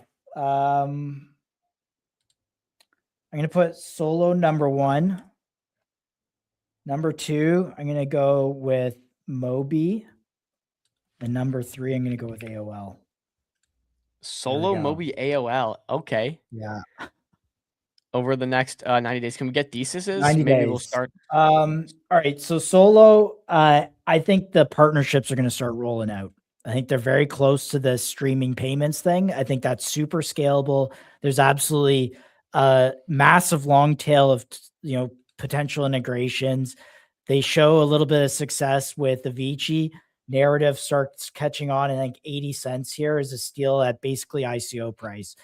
To me, this could be on any success here in seeing TVL. If they open the gates up and it's scalable, you get like 100 million in TVL in there. And, this could reprice a nice 2 to 5x in my opinion from these prices. So that's why I like Solo. Moby. I think Moby just continues to execute really well. I think it's bottomed out here at 5 million. I think there's some cool things coming that we like on Moby, and that's all I'll say about Moby. And then AOL, USD1. I have a hunch that USD1 is like going to be this like festering thing of the early days of Pump Fund. Remember the early days of Pump Fund when stuff performed and wasn't like just viciously sniped?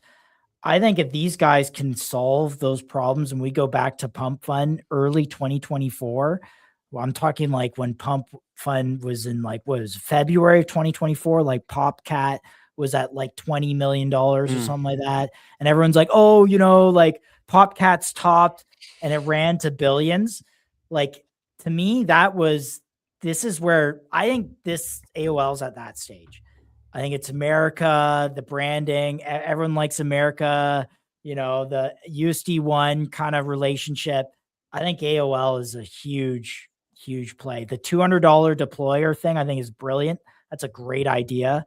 And we don't know the other products they have up their sleeves. The Meteor alignment, you know, obviously I like Dom's thing, but I couldn't pick the same ones. But I think, yeah, I like yours too. Solo, I think Moby, all AOL. good theses. Yeah. So we'll see. We'll see. We'll see for sure. Speaking of next 90 days, something I'm interested in, Street. Like this is obviously one that's got their batch 1 launching in January. I think is what they said their batch 1 is going to launch in, which is exciting. So maybe that brings some life back to the trenches. That would be nice. That would be nice. I'd like to get Open Droids on, or whatever their first launch is, the robotics one. But here's a little update, because they put out this video. We saw they're doing like the whole scout program where you can make 20K if someone launches successfully with Street, plus some other perks, plus I guess some equity in the company. Street actually says, we've received too many applications, are currently double booked some spots.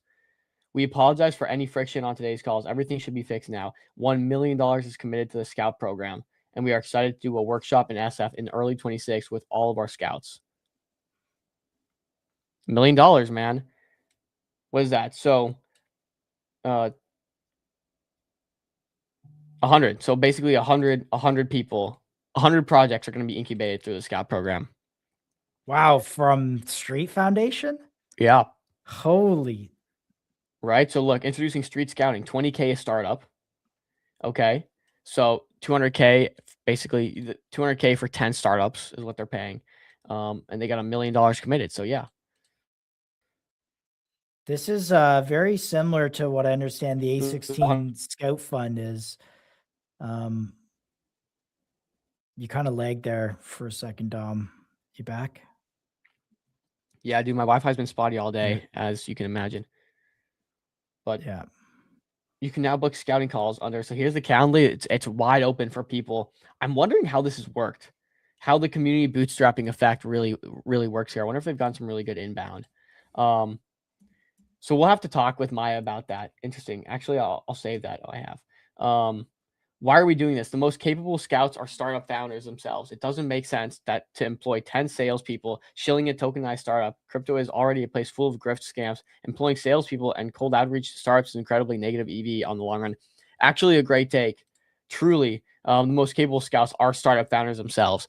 I can't tell you guys, we talk to so many startup founders, and they all have buddies that are doing startups. They're in the startup world. They know people that are doing startups.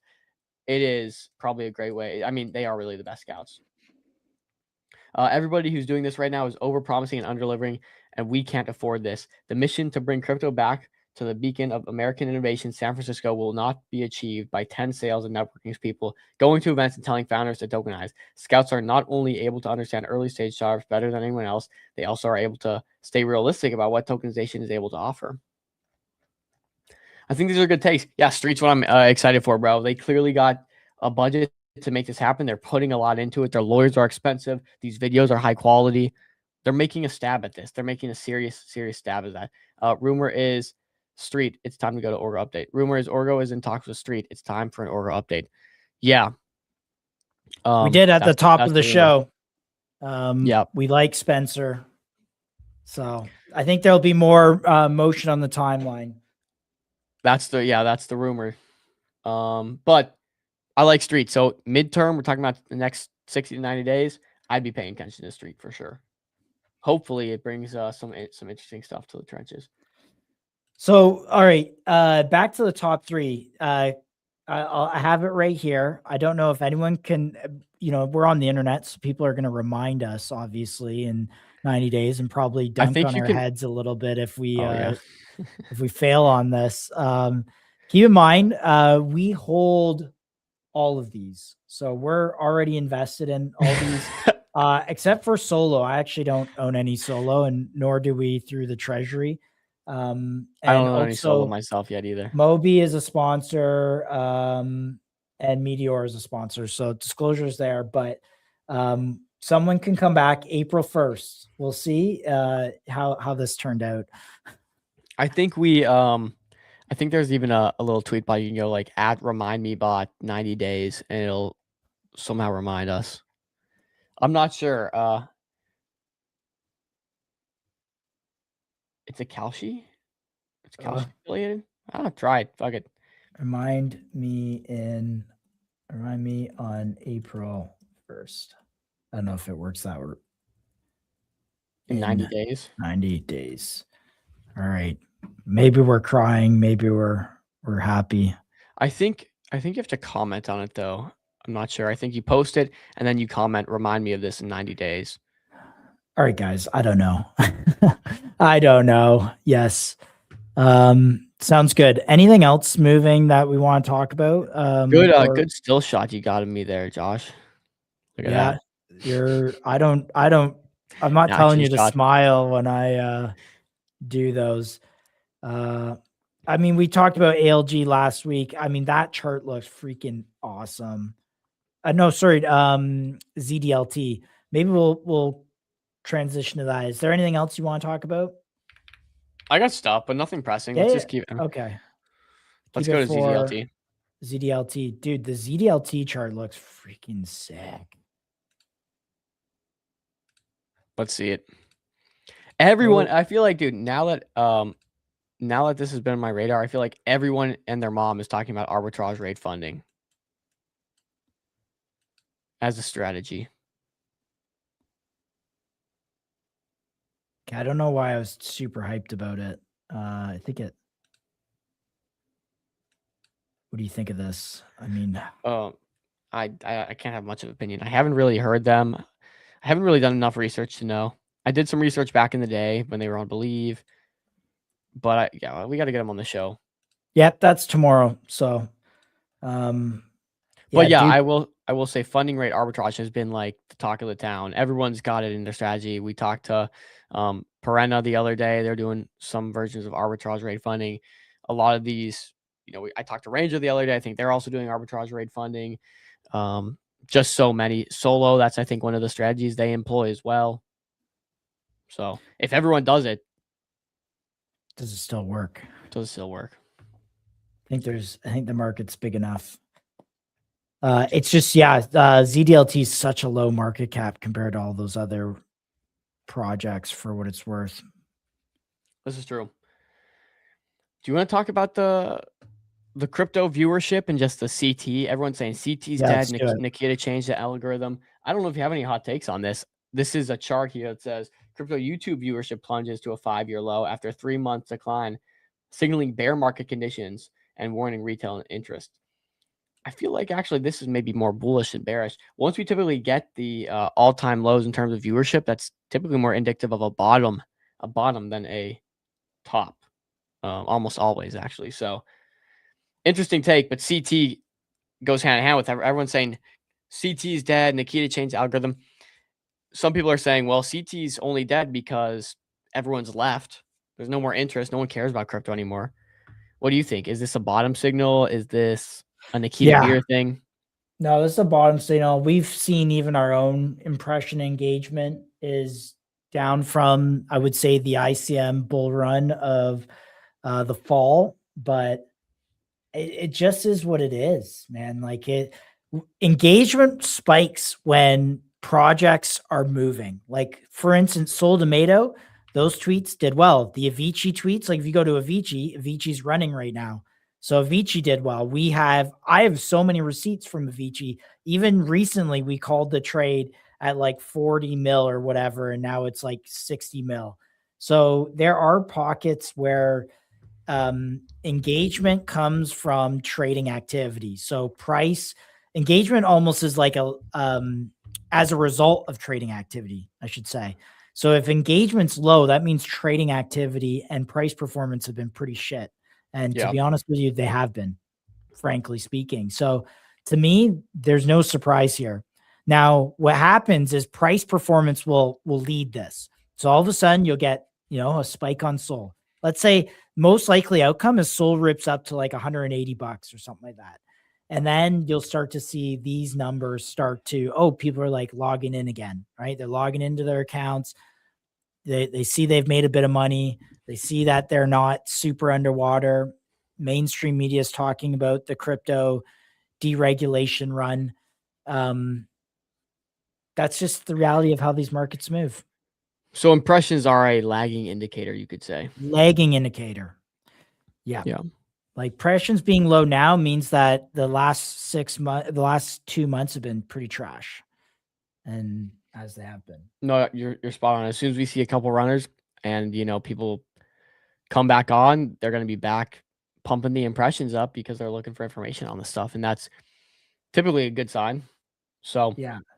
So it's good not points. a Nikita thing, but it's just we see in our own engagement when we called Avicii at $2.39, right? Those tweets have high engagement, and now Avicii's at $5 or $4.78.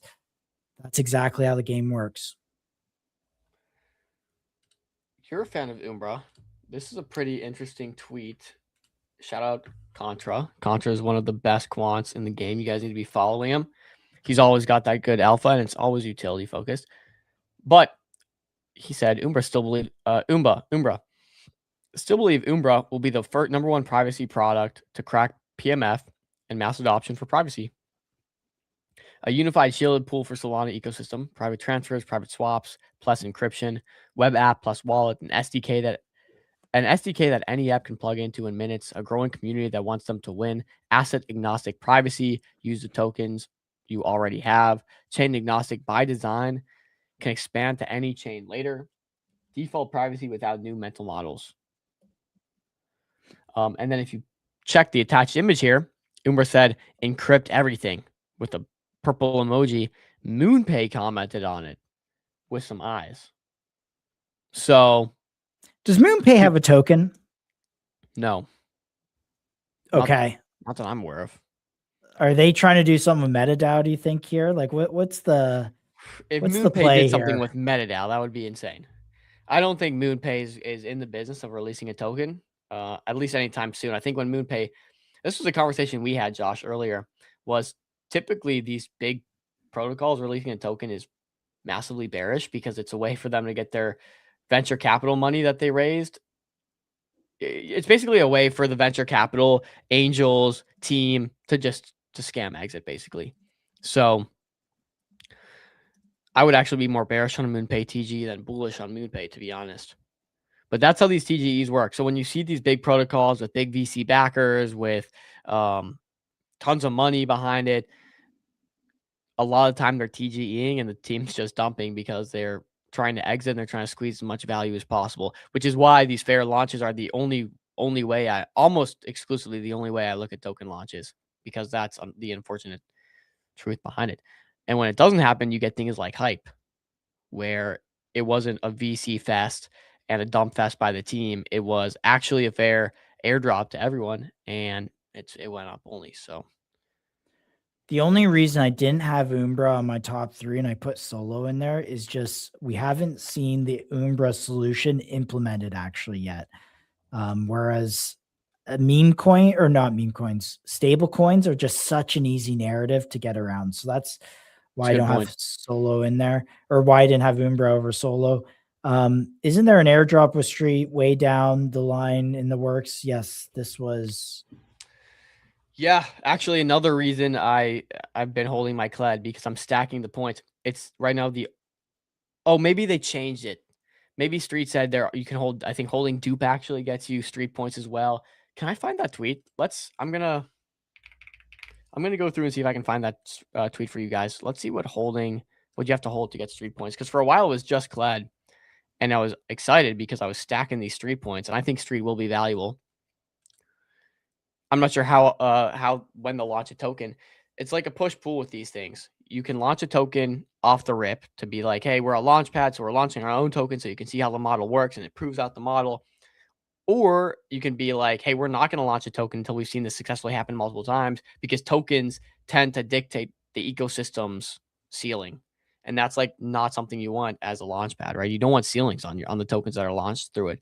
So I think they're going to hold off for a while until they got a bunch of solid launches. But yeah, Street probably way out. But holding CLED is supposed to get you access to that. Let's see if we can find something on it.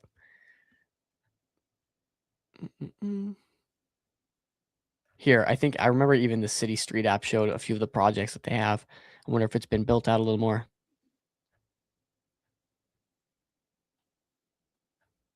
Here. Okay, yeah. Points season 2. Good good point on this. I honestly forgot about it for a while. Here's the Street points program right now. We've decided to allocate points for season 2 to select projects. These tokens will receive points. Noise, not sure why that's in there.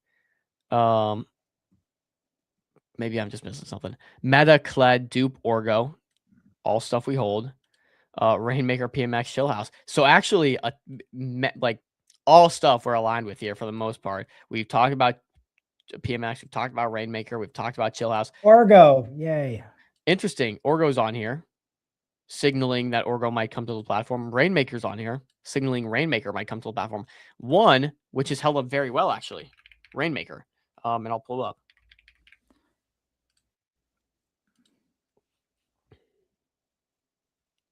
Yeah, this chart looks great. I'm not sure why it's loaded like this. I don't think they lost 7 mil. They did. Yeah, No, they migrated from Believe. Okay. Yeah. I mean, that's held up phenomenally. Beautiful. The 1.48K volume. Again, supply control is the key. We saw this with Infra Boys project too. Infra.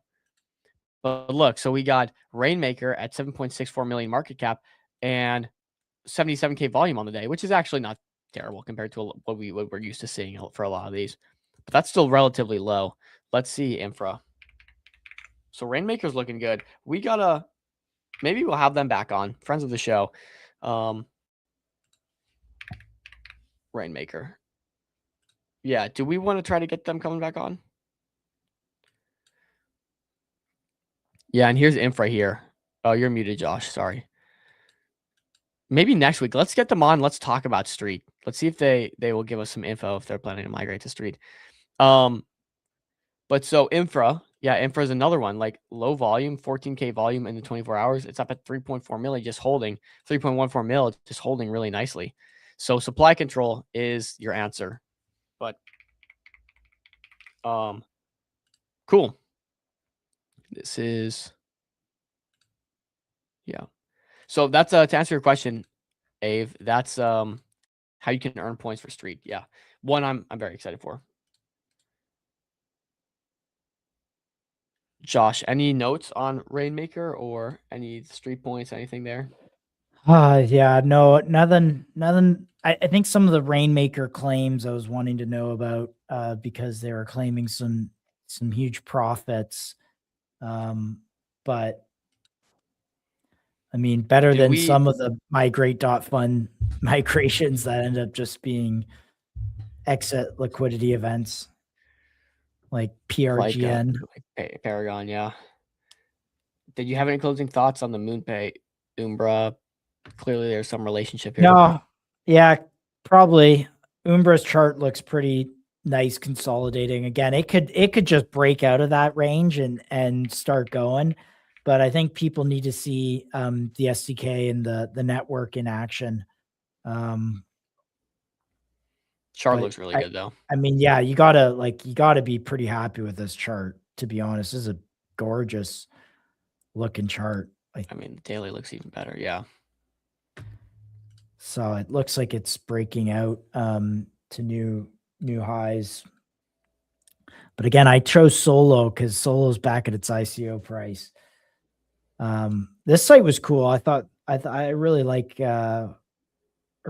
this. We got what? Starfun, Kled, Noise. I don't even know what this is. Ecosystem partner, and then OpenDroids. Did we look into OpenDroids yet? Yeah, we have slightly, but we'll dive into it. View official website. Let's see.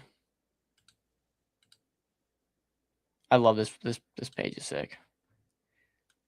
Fully vibe coded in like a day, I think is what he said too, which is pretty cool. Here's what am I the doing OpenDroids in my website. life? I know we gotta be vibe coding, honestly, truthfully. Like we're on here chatting with you guys. Really, what Dom and I should be doing is vibe coding on this. Vibe coding, baby. Sorry, I just sent Rain a message. Gonna try to get back to that. But yeah, let's check out OpenDroids, custom robotic solutions. We haven't seen anything like this in crypto yet, which is super interesting. We design, manufacture, develop, and integrate custom robotics solutions. It's quite the handoff. Yeah, let's see. Fondling this guy a little bit. Oh, hey, here's a back rub. Pats him on the back. Yeah. This is gimmicky kind of stuff, though. I'm not gonna lie. Yeah, like, is it super practical? He can't move though. He can. You can move, but walking is I think walking's really tough to solve. He's rolling, it seems. And he looks like he's rolling. Oh, yeah, there we go. I think it's cool though. I mean, we haven't seen anything like this. I would have to look more into, like, we'd have to hear from the team, you know. How far along are they? Take my lint roller. Yeah, I mean, I'm not trying to FUD it at all. I think robotics is kind of funny. It is funny. But yeah, I don't need a robot pouring me up orange juice in the morning, to be honest. Go to our Not gonna get there. team. Who's on the team? That's maybe something to look at. If you go to the top there, our team is Okay. Sorry, let me just look through Yeah, this. yeah. Jeff's Bagel Run, man. Shout out Jeff's Bagel Run. I had their bagels yesterday. So good. Okay. Yeah, let's look at the team. We'll go through the rest of this later. Dexterous hand right here. So it looks like they have other stuff outside of just robots. Our team. Meet our team. Our engineering team is rapidly expanding with recent strategic recruitment from prestigious IITs and ongoing efforts to attract top talent globally. Our team brings expertise from Sharp, Magnified Health System, Realms, Realmans, Anduril. Oh, you know that's going to be a selling point. Team from Anduril, U.S. Department of Energy, Sharp. Okay, so here's what's going to happen. This is going to launch. People are going to be like, the next Anduril team X Anduril, U.S. Department of Energy.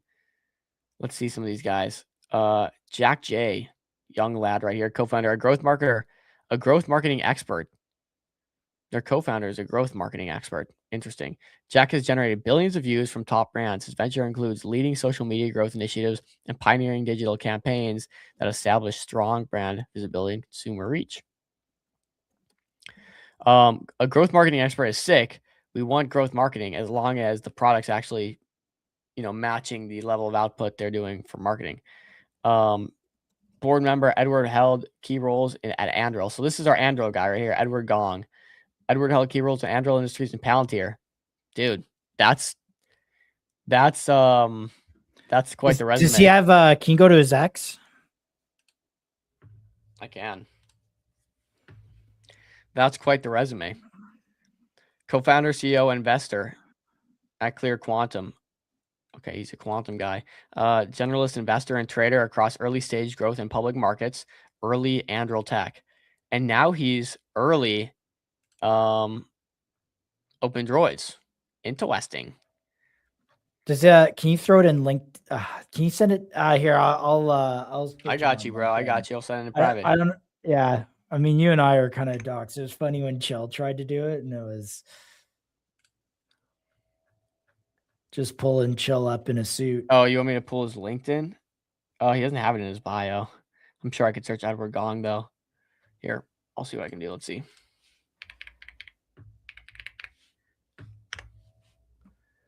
I'm just trying to figure out a timeline of when he worked on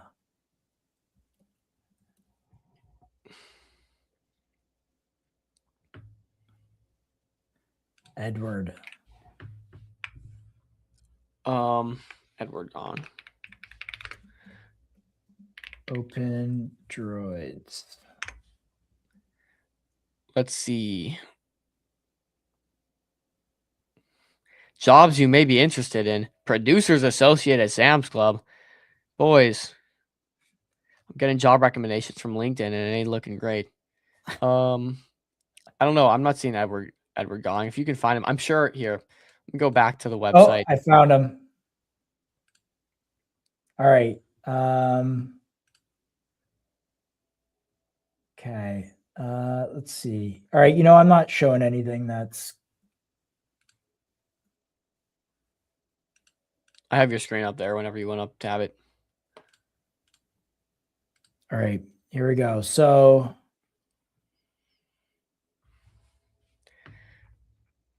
Okay. Engineering. Oh, he worked at Anduril for 2018. 4 years. It looks like he worked at Anduril. He probably made a bag, dude. And now he's just been angel investing ever since. Led multiple BE infrastructure. I don't know what BE stands for. Some sort of engineering, I would imagine. It says he's at Clear Quantum. Well, it didn't say he was. It said he was on the board. He's a board member of Open Droids. So that's the case for plenty of board members. They typically are Funny- CEOs. And at Palantir, when you work, I believe at Palantir, you call yourself a forward deployed engineer. It's kind of funny. A year, 1.5 years. Yeah. he was at Google. He went to Cornell. Okay, this guy's. Bro. He's your typical founder or board member build that you want to see. Engineer build. Cornell, Anduril, Palantir. He's been an angel investor for a couple of years. Then he started his own company. He's now a board member. I would imagine on multiple robotics, tech, defense companies. If I had to guess. ClearCon, we're on the lookout for first principles experimental physicists who are experiencing computer architecture. Okay.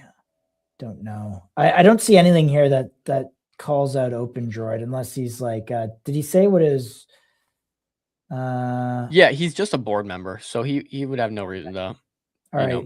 Well, I got nothing. Yeah. Their team looks pretty solid, though. Yeah. Solid looking team. Brock Pierce is an advisor. Interesting. Is there anyone on the product side? Anyone else on the product side? Robotics research here conducts advanced research in the robotics system, focusing on developing innovative algorithms. LinkedIn. Here's his LinkedIn. Let me check it out. We're gonna get a Dom LinkedIn page or what? You'll get a Dinero Dom LinkedIn page. Okay, 500 connections. Let's see. Zoom it in if you can. Robotics Wednesday experience. Okay, so yeah, so mechanical engineer, lol. He's been there 10 months. Project coordinator at Maharshi Industries. Product engineer at L&T Heavy Engineering. Aerospace internship. Okay, he did an internship in college. Where'd he go? Looks like some sort of Indian school. So, yeah, but he seems pretty versed in it, although nothing super stands out a ton. Other than that, we have, yeah, these guys. So, okay, pretty good team. Look, like this should probably do well. I'm not sure how they're going to do this, if it's a fair launch, if it's a raise, like how they do this, but keep your eyes out for batch one. Let's go to OpenDroid's Twitter. Gotta change your screen share. Yep. I was just pulling it up. The real axis of robotics is value creation per unit cost at scale. This is one of Brett's fundamental flaws in thinking. It's not about GDP per humanoid. Figure plays a great theatrical game, but loses the plot in the process. Current demos with BMW show package sorting and part manipulation, which were already being done with a single filler and a single arm, respectively. I'm not going to read all this. Here.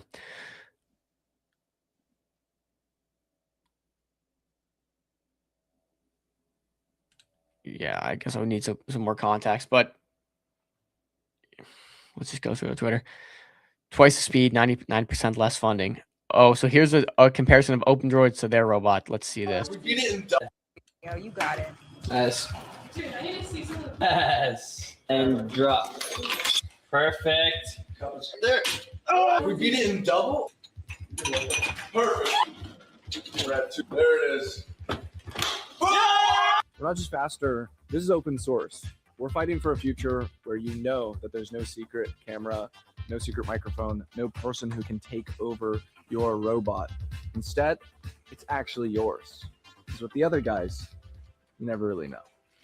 And that took 5 minutes. You got it. Nice. Hey, I can see a narrative built around this. I can see it happening. Yeah, I mean, it comes down to industrial engineering with these things, and I as much as I think the form factor just feels too much like the robot you see at the sushi restaurant versus the humanoid robots that look very clean. Like those to me feel like a very large seismic shift in the actual hardware. To make a robot walk, for instance, is a massive first role. Like that's a big problem to solve. But yeah, so the question though for me is, how big is the droid market? Like, what you target some? I guess you target some pretty rich people who want to buy a $50,000 humanoid robot. But how many units do you sell of this? Like, is this the only product? Is it scalable? Is it scalable? I guess is my question. I don't know. But from an investment, all right. So take a step back. Remember when electric cars were starting out, and who was it? It was there was like some of the public electric car companies. Obviously, Tesla was the market leader, did really well. They'll do really well in robotics. Again, do you want to compete against Tesla? I don't know. But at a certain market cap, like, then there was Neo, there was was it Radium? No, what's the starts with an R? The other car company. Come on, Dom. Sorry, I was actually just zoned out a little bit. Letting you go. What's the other car? Anyways, the electric car Chinese company. one? No, it's North American based, I think. They did an electric car truck. It has the vertical lights. And the bar across. Is that not Chinese? You're talking about. Okay, top someone in chat, please help us out here. Rivian. Oh my freaking gosh. Yeah. Rivian. So yeah. So this was the same kind of thing. Like low production, high price. Shout out Subi. Yo, shut up, chat, yo. Look at you guys. You guys got it. Rivian. Duh. I got a Rivian. My neighbor's got a Rivian, bro. All right. So here we go.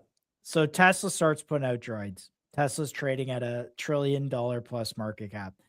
Now you have open droids coming along, depending on what let's say they're at a $50 million market cap, maybe even less, like 20 mil or something like that. Is there a good trade if you can start showing that, hey, we have a few units that have been sold and in the market? I mean, potentially there's a good trade there. Does crypto have the liquidity to support that? I don't know. I don't think there's enough on-chain liquidity that's going to drive these things. We've not seen people speculate in the same way that you could run Soul Tomato up to, $18 million. We've not seen some of these ICM tokens or ownership tokens kind of hit that mark yet. So we've seen them hit it for things like MetaDAOs, crypto native projects and products, but not for real life, CPT, physical robotics. Not yet. So it'll be interesting to see. Go up. This here. What's he go down a little bit? What's he talking about here? You're talking about Maya? Yeah. Go. What's that 1X tech there? That's the guy the that went Neo viral. one. It's this guy. Yeah, Yeah, that's this what they is just the compared Neo it to. one. Went Okay, super that's viral. just a comparison. Yeah. Name is Burn. That was a great today? video though. I'm not gonna lie. When this came out, I was hyped, dude. That was so sick. That's what I'm saying. Like, it is about marketing in a way. And just look how clean this robot looks. The Open Droids one doesn't look as clean. I think when you welcome something like this into your house, design is as important as function. right? 70 million views. Think about how many people really care about, the look of their home. So I don't know. Maybe there's a market for both. I don't want to FUD Street's launch. I think it's great to have a public robotics company early stage, but you got to sell product at the end of the day. Yeah, though I think depending on the price, this is something I would be curious and interested to bid on. I would say depending on the price, big if. Yeah. But Crypto Jones said, I like Salutary's ownership model. Has there been any news? Yes, Salutary is well regarded, but I don't know. They had a launch. Do we want to pull it up? Yeah. I don't think it did very well though.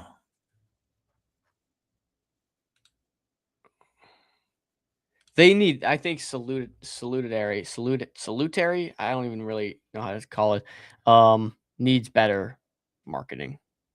Yeah, it's too out there. So I'm not seeing what was the new launch, Josh. If you see it, point it out for me. The Blink Blinkbot was the only one I know about. What I did see that. We're officially confirming the Blink launch model. Blink will launch using the build for weight Salutary model standard supported by a tax decay curve. This decision defines how governance and accountability work for Blinkbot going forward. We will publish a clear breakdown shortly covering what Salutary is, blah, blah. But I want to know about Blinkbot. Or here. Nonetheless, let's just look.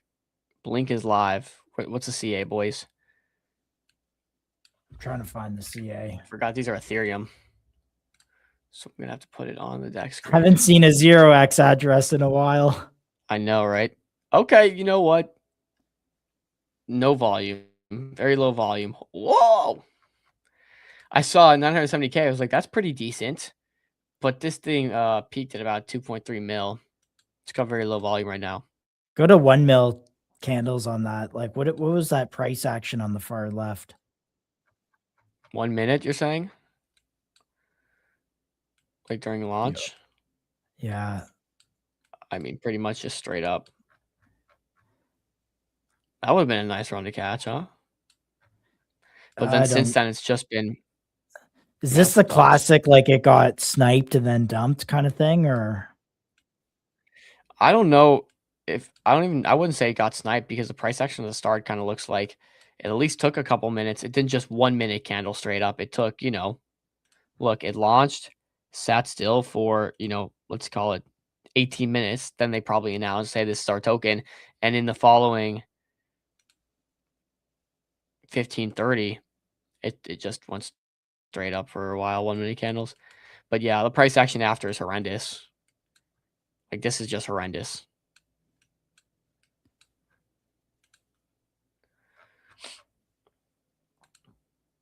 But I don't know, whatever. Let's look at their Twitter. Like, give us any information. Okay, they're still tweeting. Imagine missing the pump because you're still connecting wallet. Couldn't be us. Blinkbot users stay winning. Oh, so it's a trading bot. Send crypto to anyone, buy/swap tokens, bet prediction markets, and tip creators instantly on X.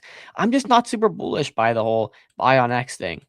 I saw recently that's like something Nikita actually hinted at was you'll be able to buy stuff on X. So like, what happens to this?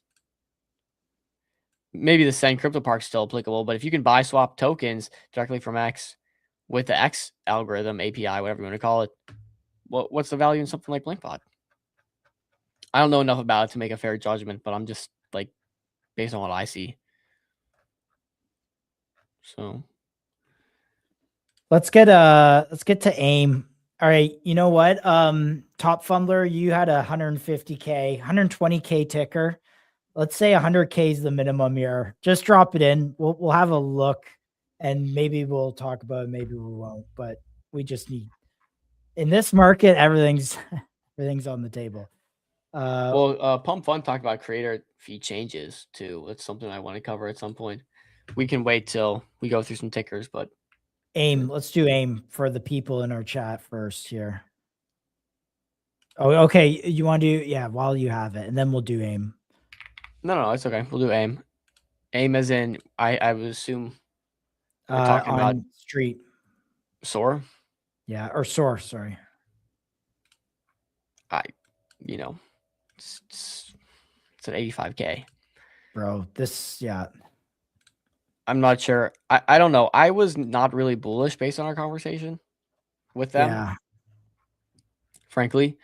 And this is like, as friends with the Soar team, we try to be as honest as possible still, but I don't know. They came on, they had a product where it's AI that could talk back to you and have natural conversation. I think their moat was supposedly like local storage rather than like centralized storage that could be sold. So I just don't think it's enough. I don't think people actually care about security. China's already got everything. You're already giving away everything. I don't think people care if their LLM can see,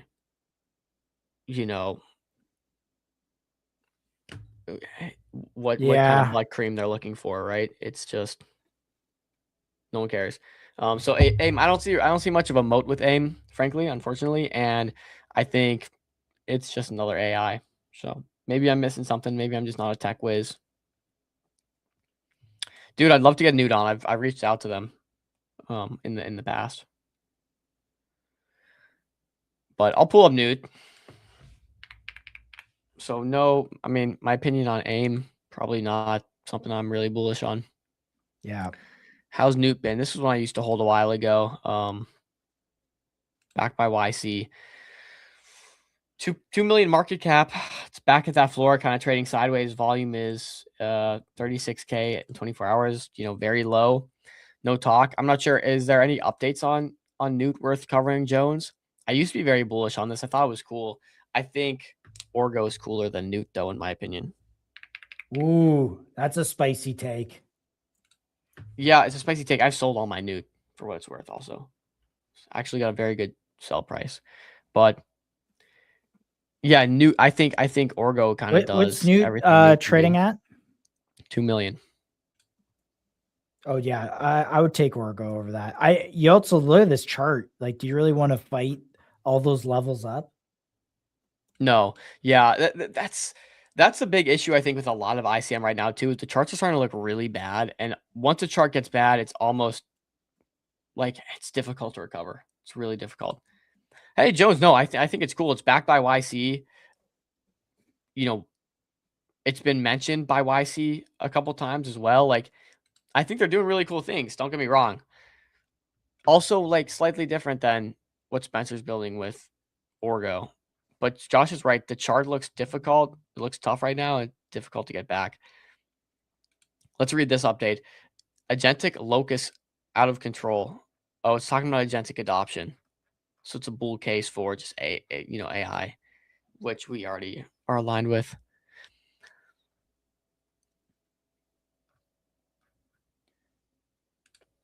Marketing said, don't post now. On-chain is obliterated. Quant said, it's irrelevant. Think long-term.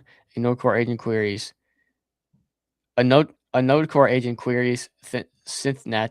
An LLM agent prompting another model using the open web, all in natural language. The future is agentic. By the way, Top Fumbler, can you message me where you message me? Just or feel free to just send the CA in chat. Yeah. I mean, but I can't copy it out of chat either, so that's kind of annoying. So even if you could just DM MCG, I'll see if I have my DMs open. I have a bunch of stream notes that if I change account, it'll delete them. So I don't want to do that. Let me check our DMs.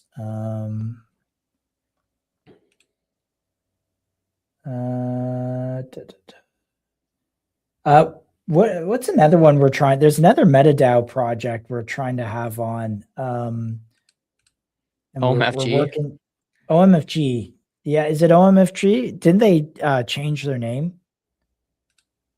No. Not that I'm aware of. I'll pull it up real quick.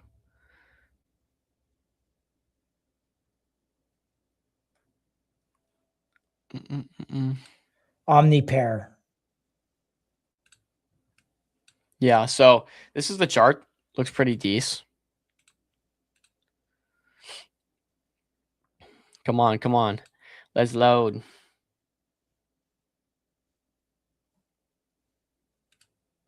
True on aim. Let them drop something big, then take another look. Yeah, I mean they gotta drop something. They absolutely have to drop something big because I just don't see. I don't see the value honestly. Come on.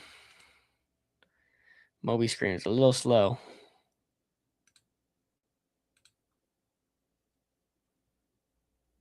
Okay, here we go. Yeah, this is the OMFG chart. Looks decent. It's a DeFi protocol. We got to get them on. I don't know. Until we get them on, I just feel like I can't even give a great opinion on it. Maybe I'll run through the Elon update until you get this Top Fumbler request. I can't. Yeah, Top Fumbler. Man, I'm trying to find your MCG. Is it under requests? Is it under messages? I checked it both. You want to send it to me? I can look too. I'm trying to Oh, here we go. Top Flumber. All right. First off, because you're a huge fan of the show, we're giving you a follow back. All right. All right. Here we go. Okay, I got it. You keep going. Well, if you got it, we can just run it up and we'll do the creator fee thing later. No, do creator fees and just scoping it out first. Okay, so the TLDR on this here is that Pump Fund's gonna do a model like Bags, basically, is what I heard. I actually haven't read this, so we can read it together. Creator fees need to change. When dynamic fees V1 was introduced a few months ago, the goal was to help create more successful cases. V1 was a better fee change for Pump. I'm gonna skip. Let's see. While creator fees are a game changer for project tokens, those with well-defined active teams rather than communities, they failed to meaningfully change the behavior of the average meme coin token deployer. Therefore, creators' fees maybe have skewed incentives for users to engage in low-risk activity, coin creation, instead of high-risk activity, trading, which is dangerous because traders are the lifeblood of the platform. Pump Fund's mission is to create the best possible environment for coins to thrive, and the successful tokens are much more likely to come about it in an environment when traders are incentivized to participate in the market, provide liquidity, create volume, and take risk. Okay, whatever. To summarize our analysis, creator fees are going to a great tool to incentivize, blah, blah, blah. So what's the update, dude? So to summarize our analysis,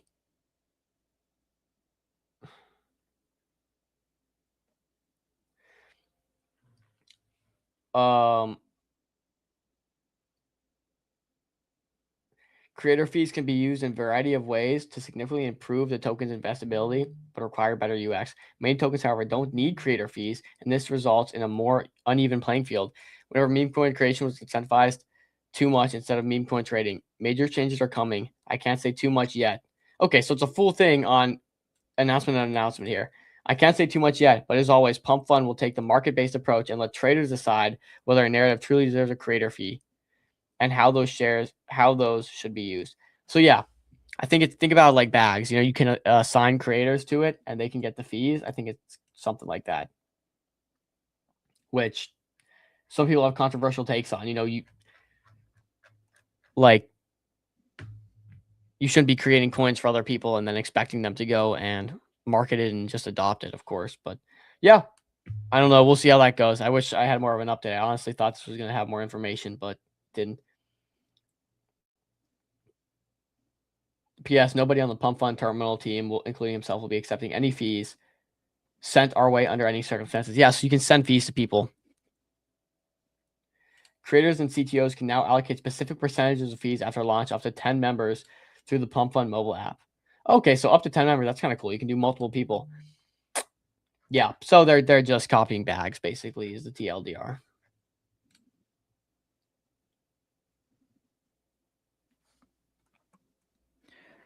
All right, this so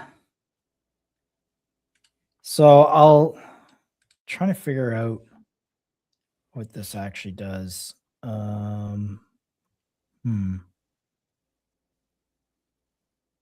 Top Fumbler, you got to give me a little thesis here because I'm trying to figure out what this guy's doing.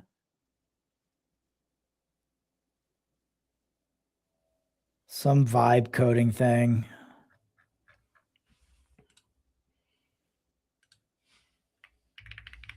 I'm going to check out cards in the meantime. It got a little update. Yeah, please. Please. So yeah, you can see cards is up off a little pump. It's actually been holding really nicely on these lows, and then since kind of had nice price accumulation, price appreciation, excuse me. they tweeted an update. I guess if you hold cards now. You gotta add it to your screen, by the way. Just Mm-hmm. if you're gonna drop, hey guys, if you're gonna drop a ticker in chat, please just give us like a 1-line thesis as well.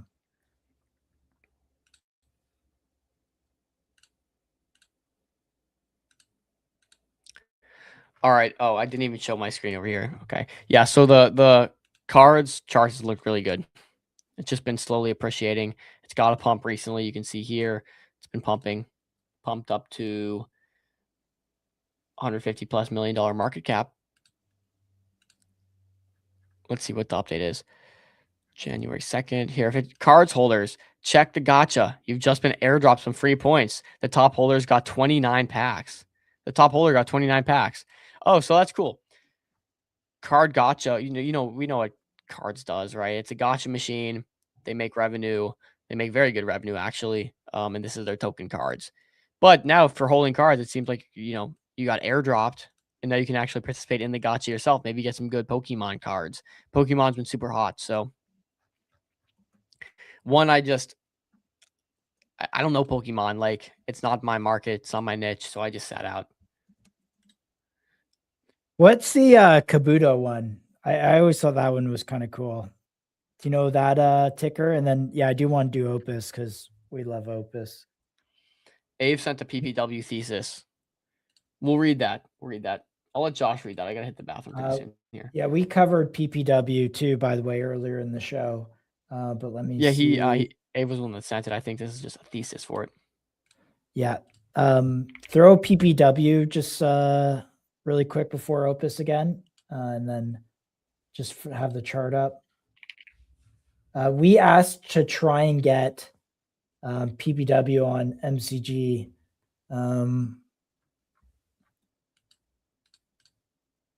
So that's the chart. I think coming into an interesting area there, no, Dom? Yeah, I would say so. You want to pull up the thesis?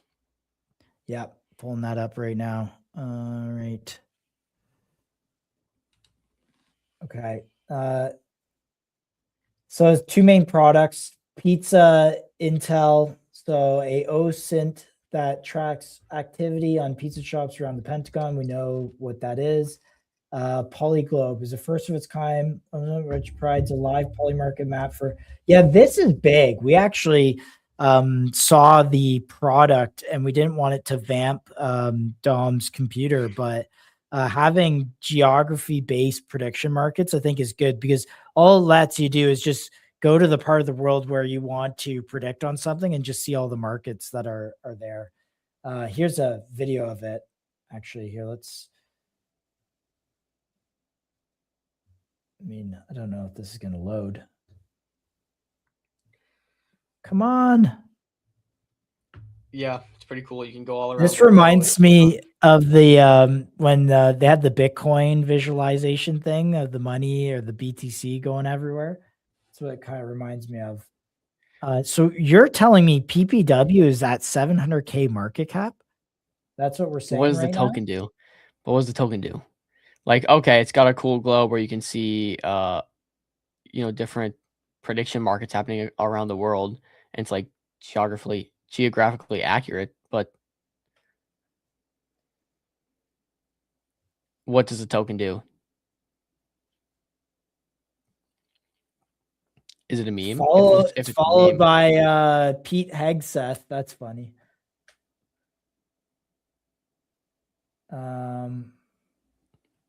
Main thesis going to easy to mainstream bonding, not a complex.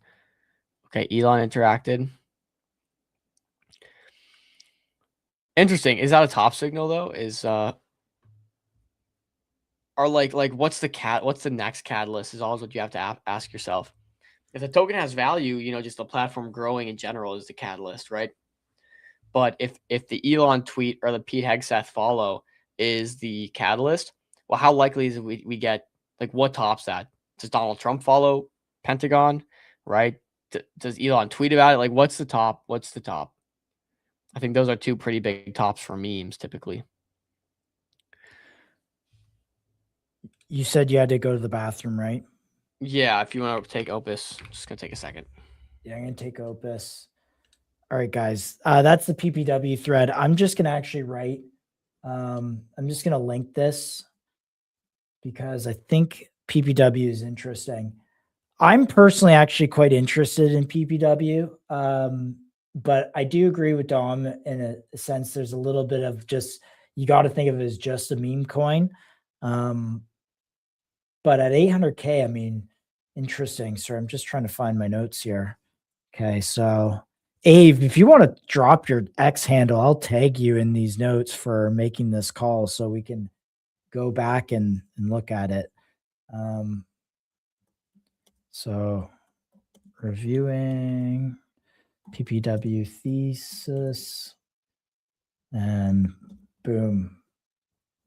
All right, let's do Opus. I mean, Top Fumbler, I don't really get what the guy's working on. If you have a specific thesis and can kind of break that open a little bit, let me know. All right. Opus off vibe coding narrative. Yes. So Opus is one of those OG. And I got to stop share. Oh, share this tab instead. So here's the Opus chart. Man, what a great bid off this. We had Vanya on. When did MCG have Vanya on? It was, I'm just going to search RX really quick. We had Vanya on Opus. It was just before, I think, Met Dobby. Just checking this real quick. Microcap gem show. Okay, I can't find it. Anyways, we had Vanya on. They're working on a lot of technology, so you kind of get two things with this. One, you get the mimetic value of Opus itself, and then number two, you get, you know, potentially if they have a breakthrough technology, that also could be pretty interesting. As for ranges, I mean, you have a range there, and you really kind of got to break, obviously, this 13 mil area, which is about 50% upside from here. Maybe it might test that. Does it have enough to break that? I don't know. Tough to say. I mean, these are interesting narratives. Claude Code is clearly good. I saw a Tolly tweet that it says level 5 engineer. But let's go just search Opus on the timeline real quick, see what people are saying. Opus.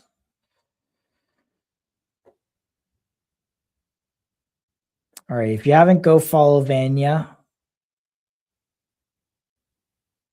I think there's another Opus token. Yeah, I saw this pop up, but that's not the OG Opus.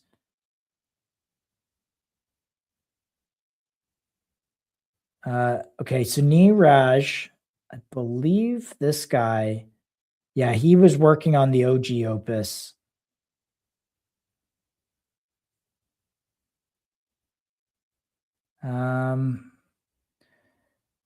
Seems like other strategies that I've added cause Opus to perform worse. I'm looking into it.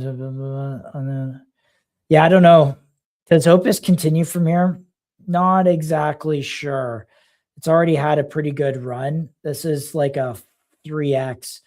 I don't know if I want to buy into that kind of run. So if you're looking at Opus here, you know, you got a 170% move.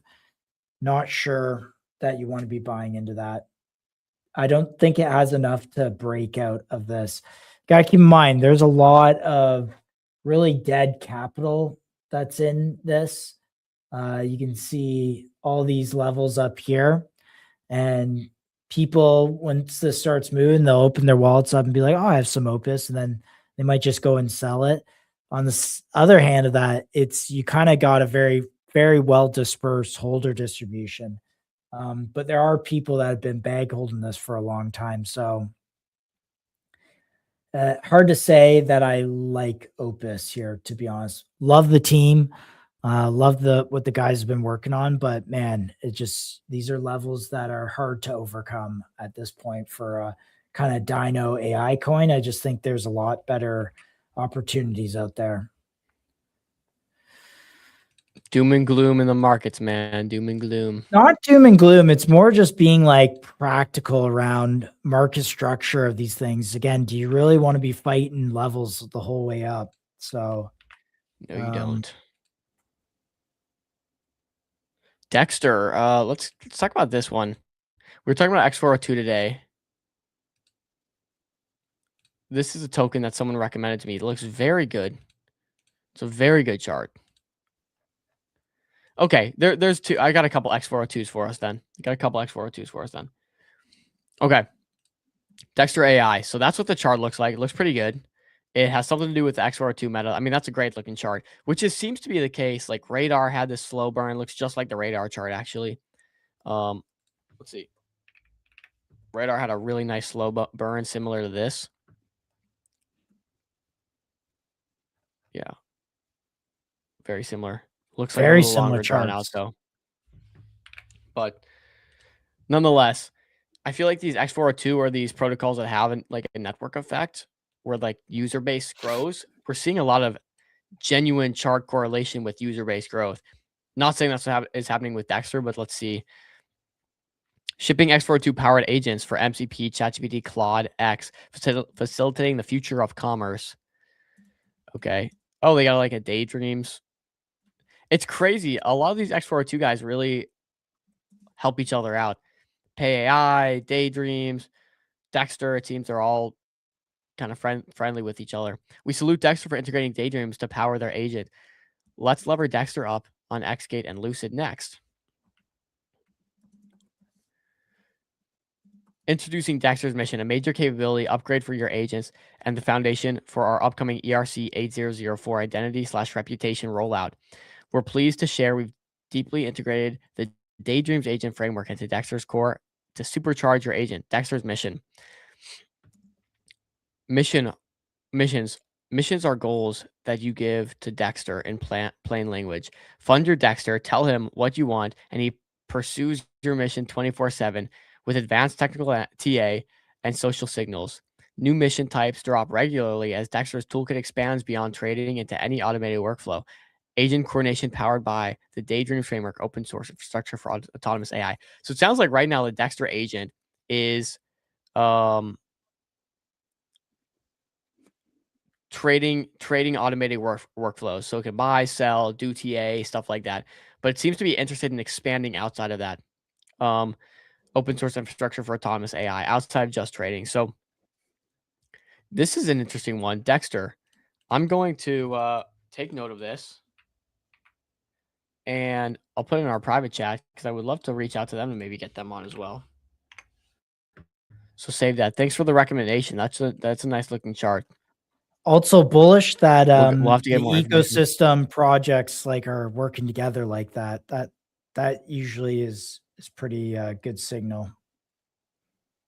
Yeah. This looks like a technical one. I think it'd be a lot for me to break down right here. So maybe not getting too deep into it, but it seems like, yeah, they're working on the X402 or the ERC 8004 side. Yeah, we got Zeoth, which is the next one I was actually going to cover. Zeoth will play an integral role. Zeoth.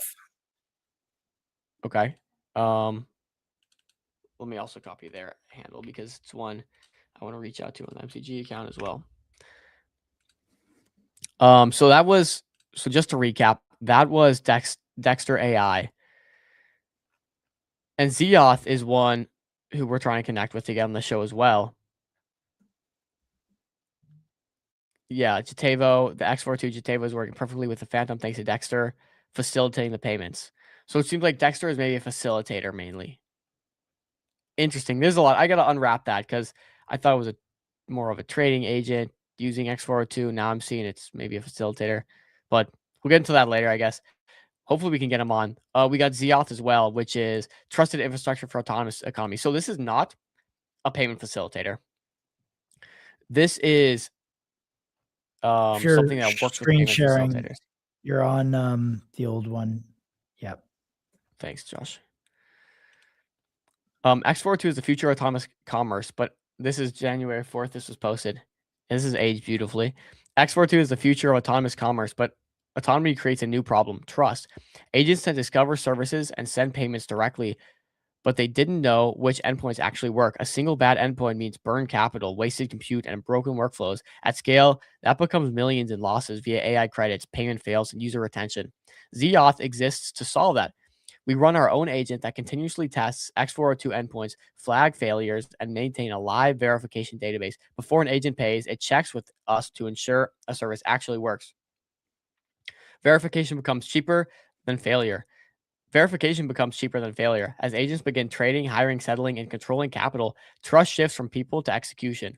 Zauth becomes a certificate authority for autonomous agents. We are building infrastructure that X402 needs to scale. So that's pretty interesting. It's basically like, hey, you want to do these payment to payment, agent to agent payments. Well, you don't know if it's going to work for a number of different reasons. Xauth goes ahead and checks that before the payment's actually sent to make sure, hey, this is going to work. Your payment's going to get to where it needs to be. This is going to get settled correctly. And that's what Zauth does. So it's a little different than X402, but it's in that same narrative. If we're going to get a future of X402 in payments, well, this trust layer may be imported in those workflows. So something to look into. Let me see if I can get their ticker up. So interesting. Again, X402 across the board is looking really good. Dexter's looking really good. Dreams is looking good. Daydreams.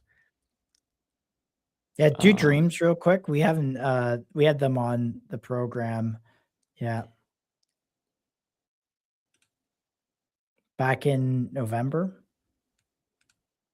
Oh, there might be some receipts on so this Dreams one is looking too. really good. It's got a nice pump recently. PayAI is looking really good. All X402 based. All X402 based. Dexter's looking really good. Now let's look at Zauth, because this is up 41% here in the last 24 hours. So everything X402 related or agent commerce is pumping. Dupe's pumping. Yeah, so this one had a nice run. Look, again, a slow burn. Look at these X402s, these protocols we talked about with network effects have had a slow burn, and they're directly correlated with platform usage growth and interest in the sector as a whole. Sector growth, I should say, rather than just platform-specific growth. All of them kind of follow a similar pattern where it's like, okay, you're in the X402, you've been building for a while, the sector is growing as a whole, your chart's reflecting that. This is an interesting area that maybe I should be paying more focus and attention to, because these have all done better than a lot of the market. Yeah. But yeah, Zauth is up a little bit as well. What's that high tick? Where did it tick to? Looks like it got to about 6 million. Currently, it's sitting at 2.7 million. So was a good 60%. See, and like I'm not seeing these retrace? flood my timeline. These are just kind of Low key grinders. They're grinders. They're quiet on socials. Like I'm not seeing them blow up everywhere, and they're just slow cooking, and it's working right now. What about the meme? We can see, they were dude. on PayAI. X402 jobs. Now, not happy about this, because I don't like it that he launched a second token. This guy has meme computers, and now he's got X402 jobs. I don't know much about it, but I don't like the fact that he's launching a second token. So, not sure how this is doing, but let's see. Take that with a grain of salt. X402 jobs is something he launched. I don't know much about it. It is sitting at 677K market cap. Kind of trading sideways, actually. 80K in volume. Decent, I guess, for this market cap. Not great. Let me look up X402 jobs here. Look, I'm glad to see him pivot if the other one wasn't working, but I would maybe just keep it on the same token. I don't know why you had to go and make a new token. Where X402 works, build X402 workflows, get paid, discover what works. Okay. Oh, okay. So it's literally the name, X402 jobs. You create X402 workflows, right? You get paid for it. Discover what works. Revenue sharing claim goes live at 12 a.m. EST. Hold 1 million jobs, and you will collect 50% of platform fees every month. Okay, so Jobs has intrinsic utility. It looks like every month they're going to be paying out 50% of the fees to holders.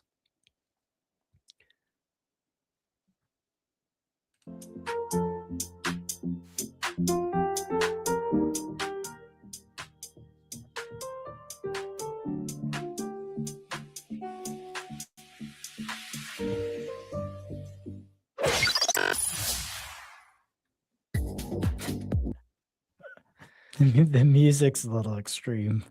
Music sucked. This is the kind of exponential growth powerhouse Web3 projects are forged at. 2,673 AI agents registered as resources on X402 Jobs. Platform has been live for only about 2 months. Okay, we got to get him on and talk about this. Maybe it ties into Memputer somehow. We got to get through the ins and outs. There's a couple we just went over here where I don't have like all the answers to, and I haven't heard much chatter on the timeline. But the X402 narrative's hot, and these are like slow cooking, which is kind of nice to see, honestly. I'm pretty much good, Josh. I'll pull a Meta because we do have Crypto Jones talking about it here. But outside of that, I'm pretty good. Yeah, Meta's on a pullback. Is it a good place to invest? Meta's in an interesting spot for me because I feel like ICOs, they had their run. MetaDAO's kind of had their run. Every ICO that launches from this point forward slowly becomes less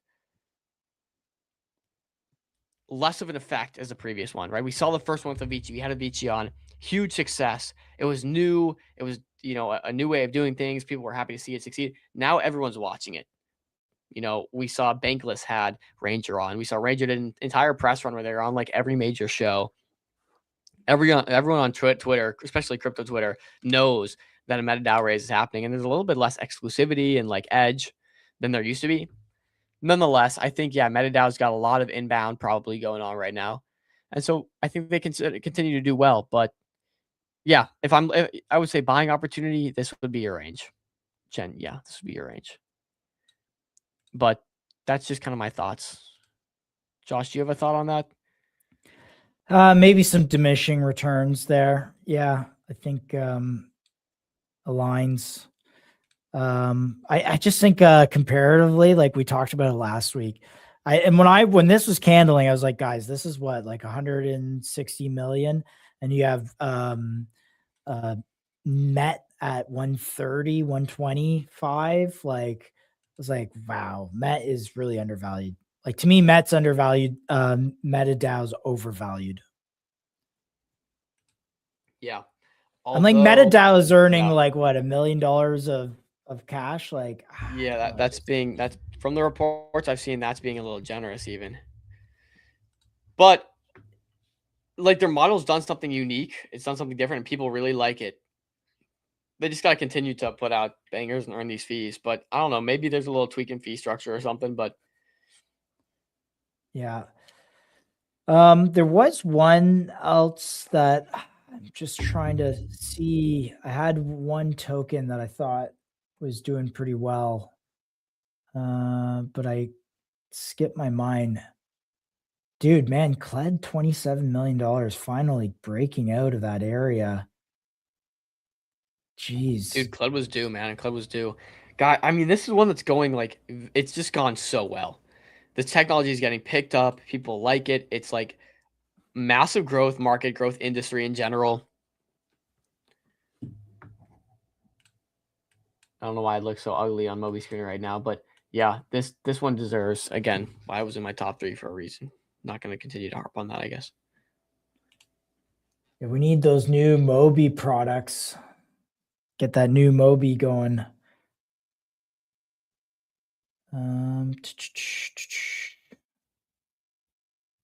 Yeah, I don't got anything else. I'm looking through like trending out here to see if anything is kind of catching our eyes.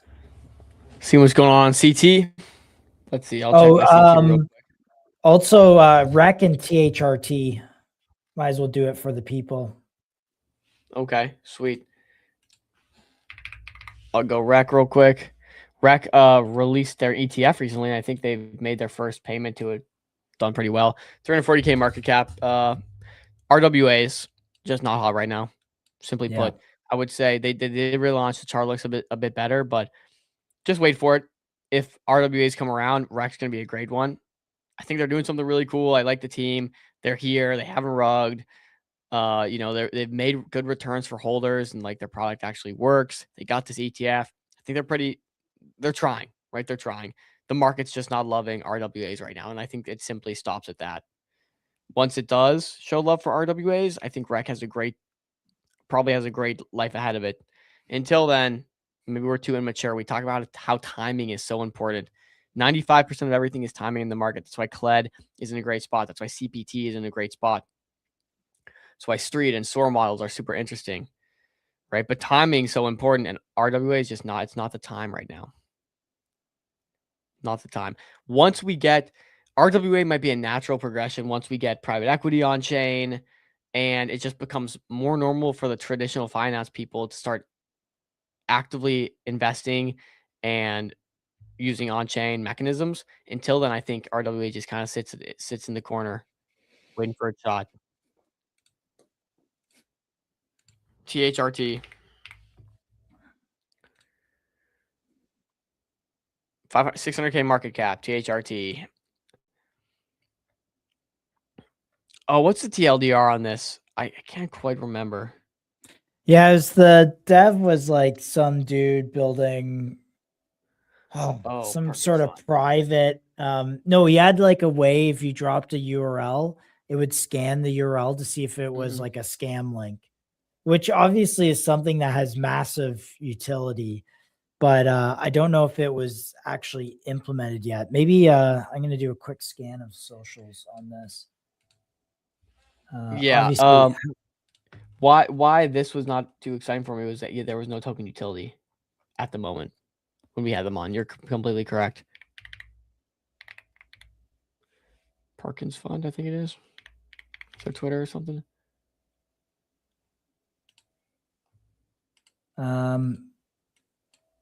they have roadmap.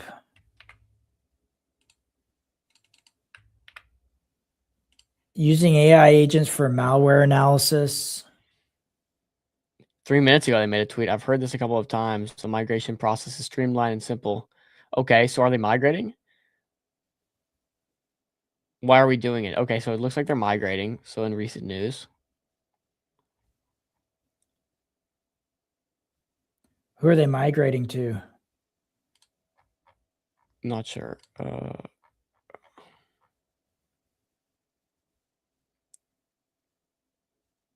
Man, this guy loves to be on X, though. Good morning. A lot of people are talking about the AI, but few are actually solving real world problems. TRT just did. That's why building real infrastructure looks like. THRT is the first in the entire planet to launch AI agents for malware analysis. By the way, malware is a huge and growing issue. Huge and growing issue. Yes, again. Y token, Y token, Y token. Is this profitable, and does profit flow back into the token? Is this a charity coin? Is it just to be like, hey, we're going to support your work and we're just going to give you money for free? If so, bearish, sell it all. If it's gonna be used for payments, maybe there's, a future there. Maybe they have, I don't know. Just what last time we had a call with him, I don't think there was any token utility.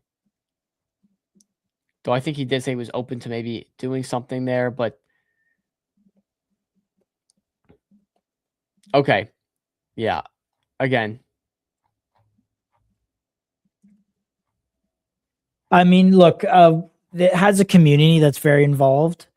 So I'll give it that. And but yeah, at the end of the day, it's,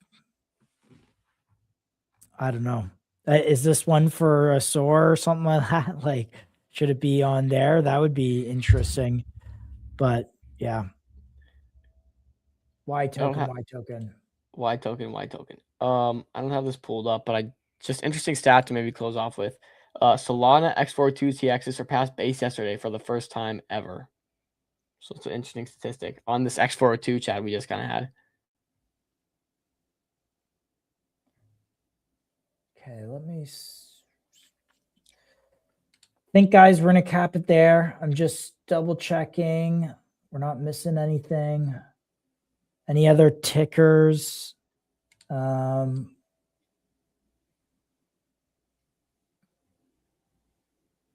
I think we talked about all of it.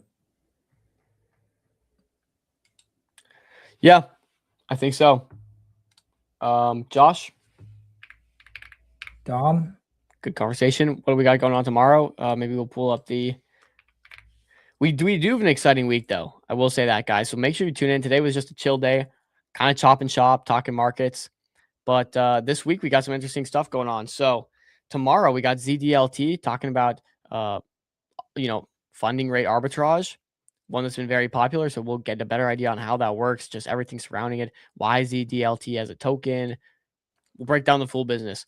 Wednesday, we got a fun one. We got Virus, their new jail.fun games coming out. So we got Tuna from Virus coming on. We got Bobby from Dupe coming on. Talk about this X402, this universal UCP, this UCP. I forget exactly what it stands for. All that good stuff. How Dupe's positioned. That's going to be a banger. And then Thursday, we have Fair Scale, which is Startup Fund's upcoming project that's releasing. We got Pixel AI, which is Anshaw's game. He worked with the OGs, the Zynga dev back on Zynga Poker. On Zynga Poker. The reason he low market cap a little bit, but you can't fade Zynga Poker. Just can't. Can't fade Zynga Poker. So we worked him in there. And then AOL live trading. We're going to trade some tickers. I think it should be live by then, and we can see what launches and maybe trade some stuff. We'll trade it live. It might be memes. It might be a little different than what we're normally streaming. Top Fumbler is bidding MCG. There is no MCG token, but appreciate you for the support, Top Fumbler. Maybe one day. Maybe one day, bro, but probably not. So thank you. And don't bid MCG, guys. There is no MCG. There is no MCG token. But we will be bidding America.fun tokens tomorrow live. No, Thursday. Or Thursday, excuse me. Thanks for the clarification. Yeah, Thursday live. So we'll see. Maybe we'll find some good memes. Maybe we'll find some good utility. I don't think it's going to be very utility focused, but whatever. We'll be there. We'll figure it out as we go with you guys. So, and no stream Friday. Taking it off. So, all right, boys. You guys be easy. We need an MCG token. Jones, as much as you want an MCG token, I feel like it would only be just a fucking headache, to be honest, for us right now. Because you get, the token holders, they're brutal. They're brutal, bro. Yeah, like what we're just out here having fun and trying to make money, and we're focused on that. That's what we're focused on. Have fun, make money. Simple, bro. Simple. All right, boys. We love you. Take it easy. Thanks for coming on today.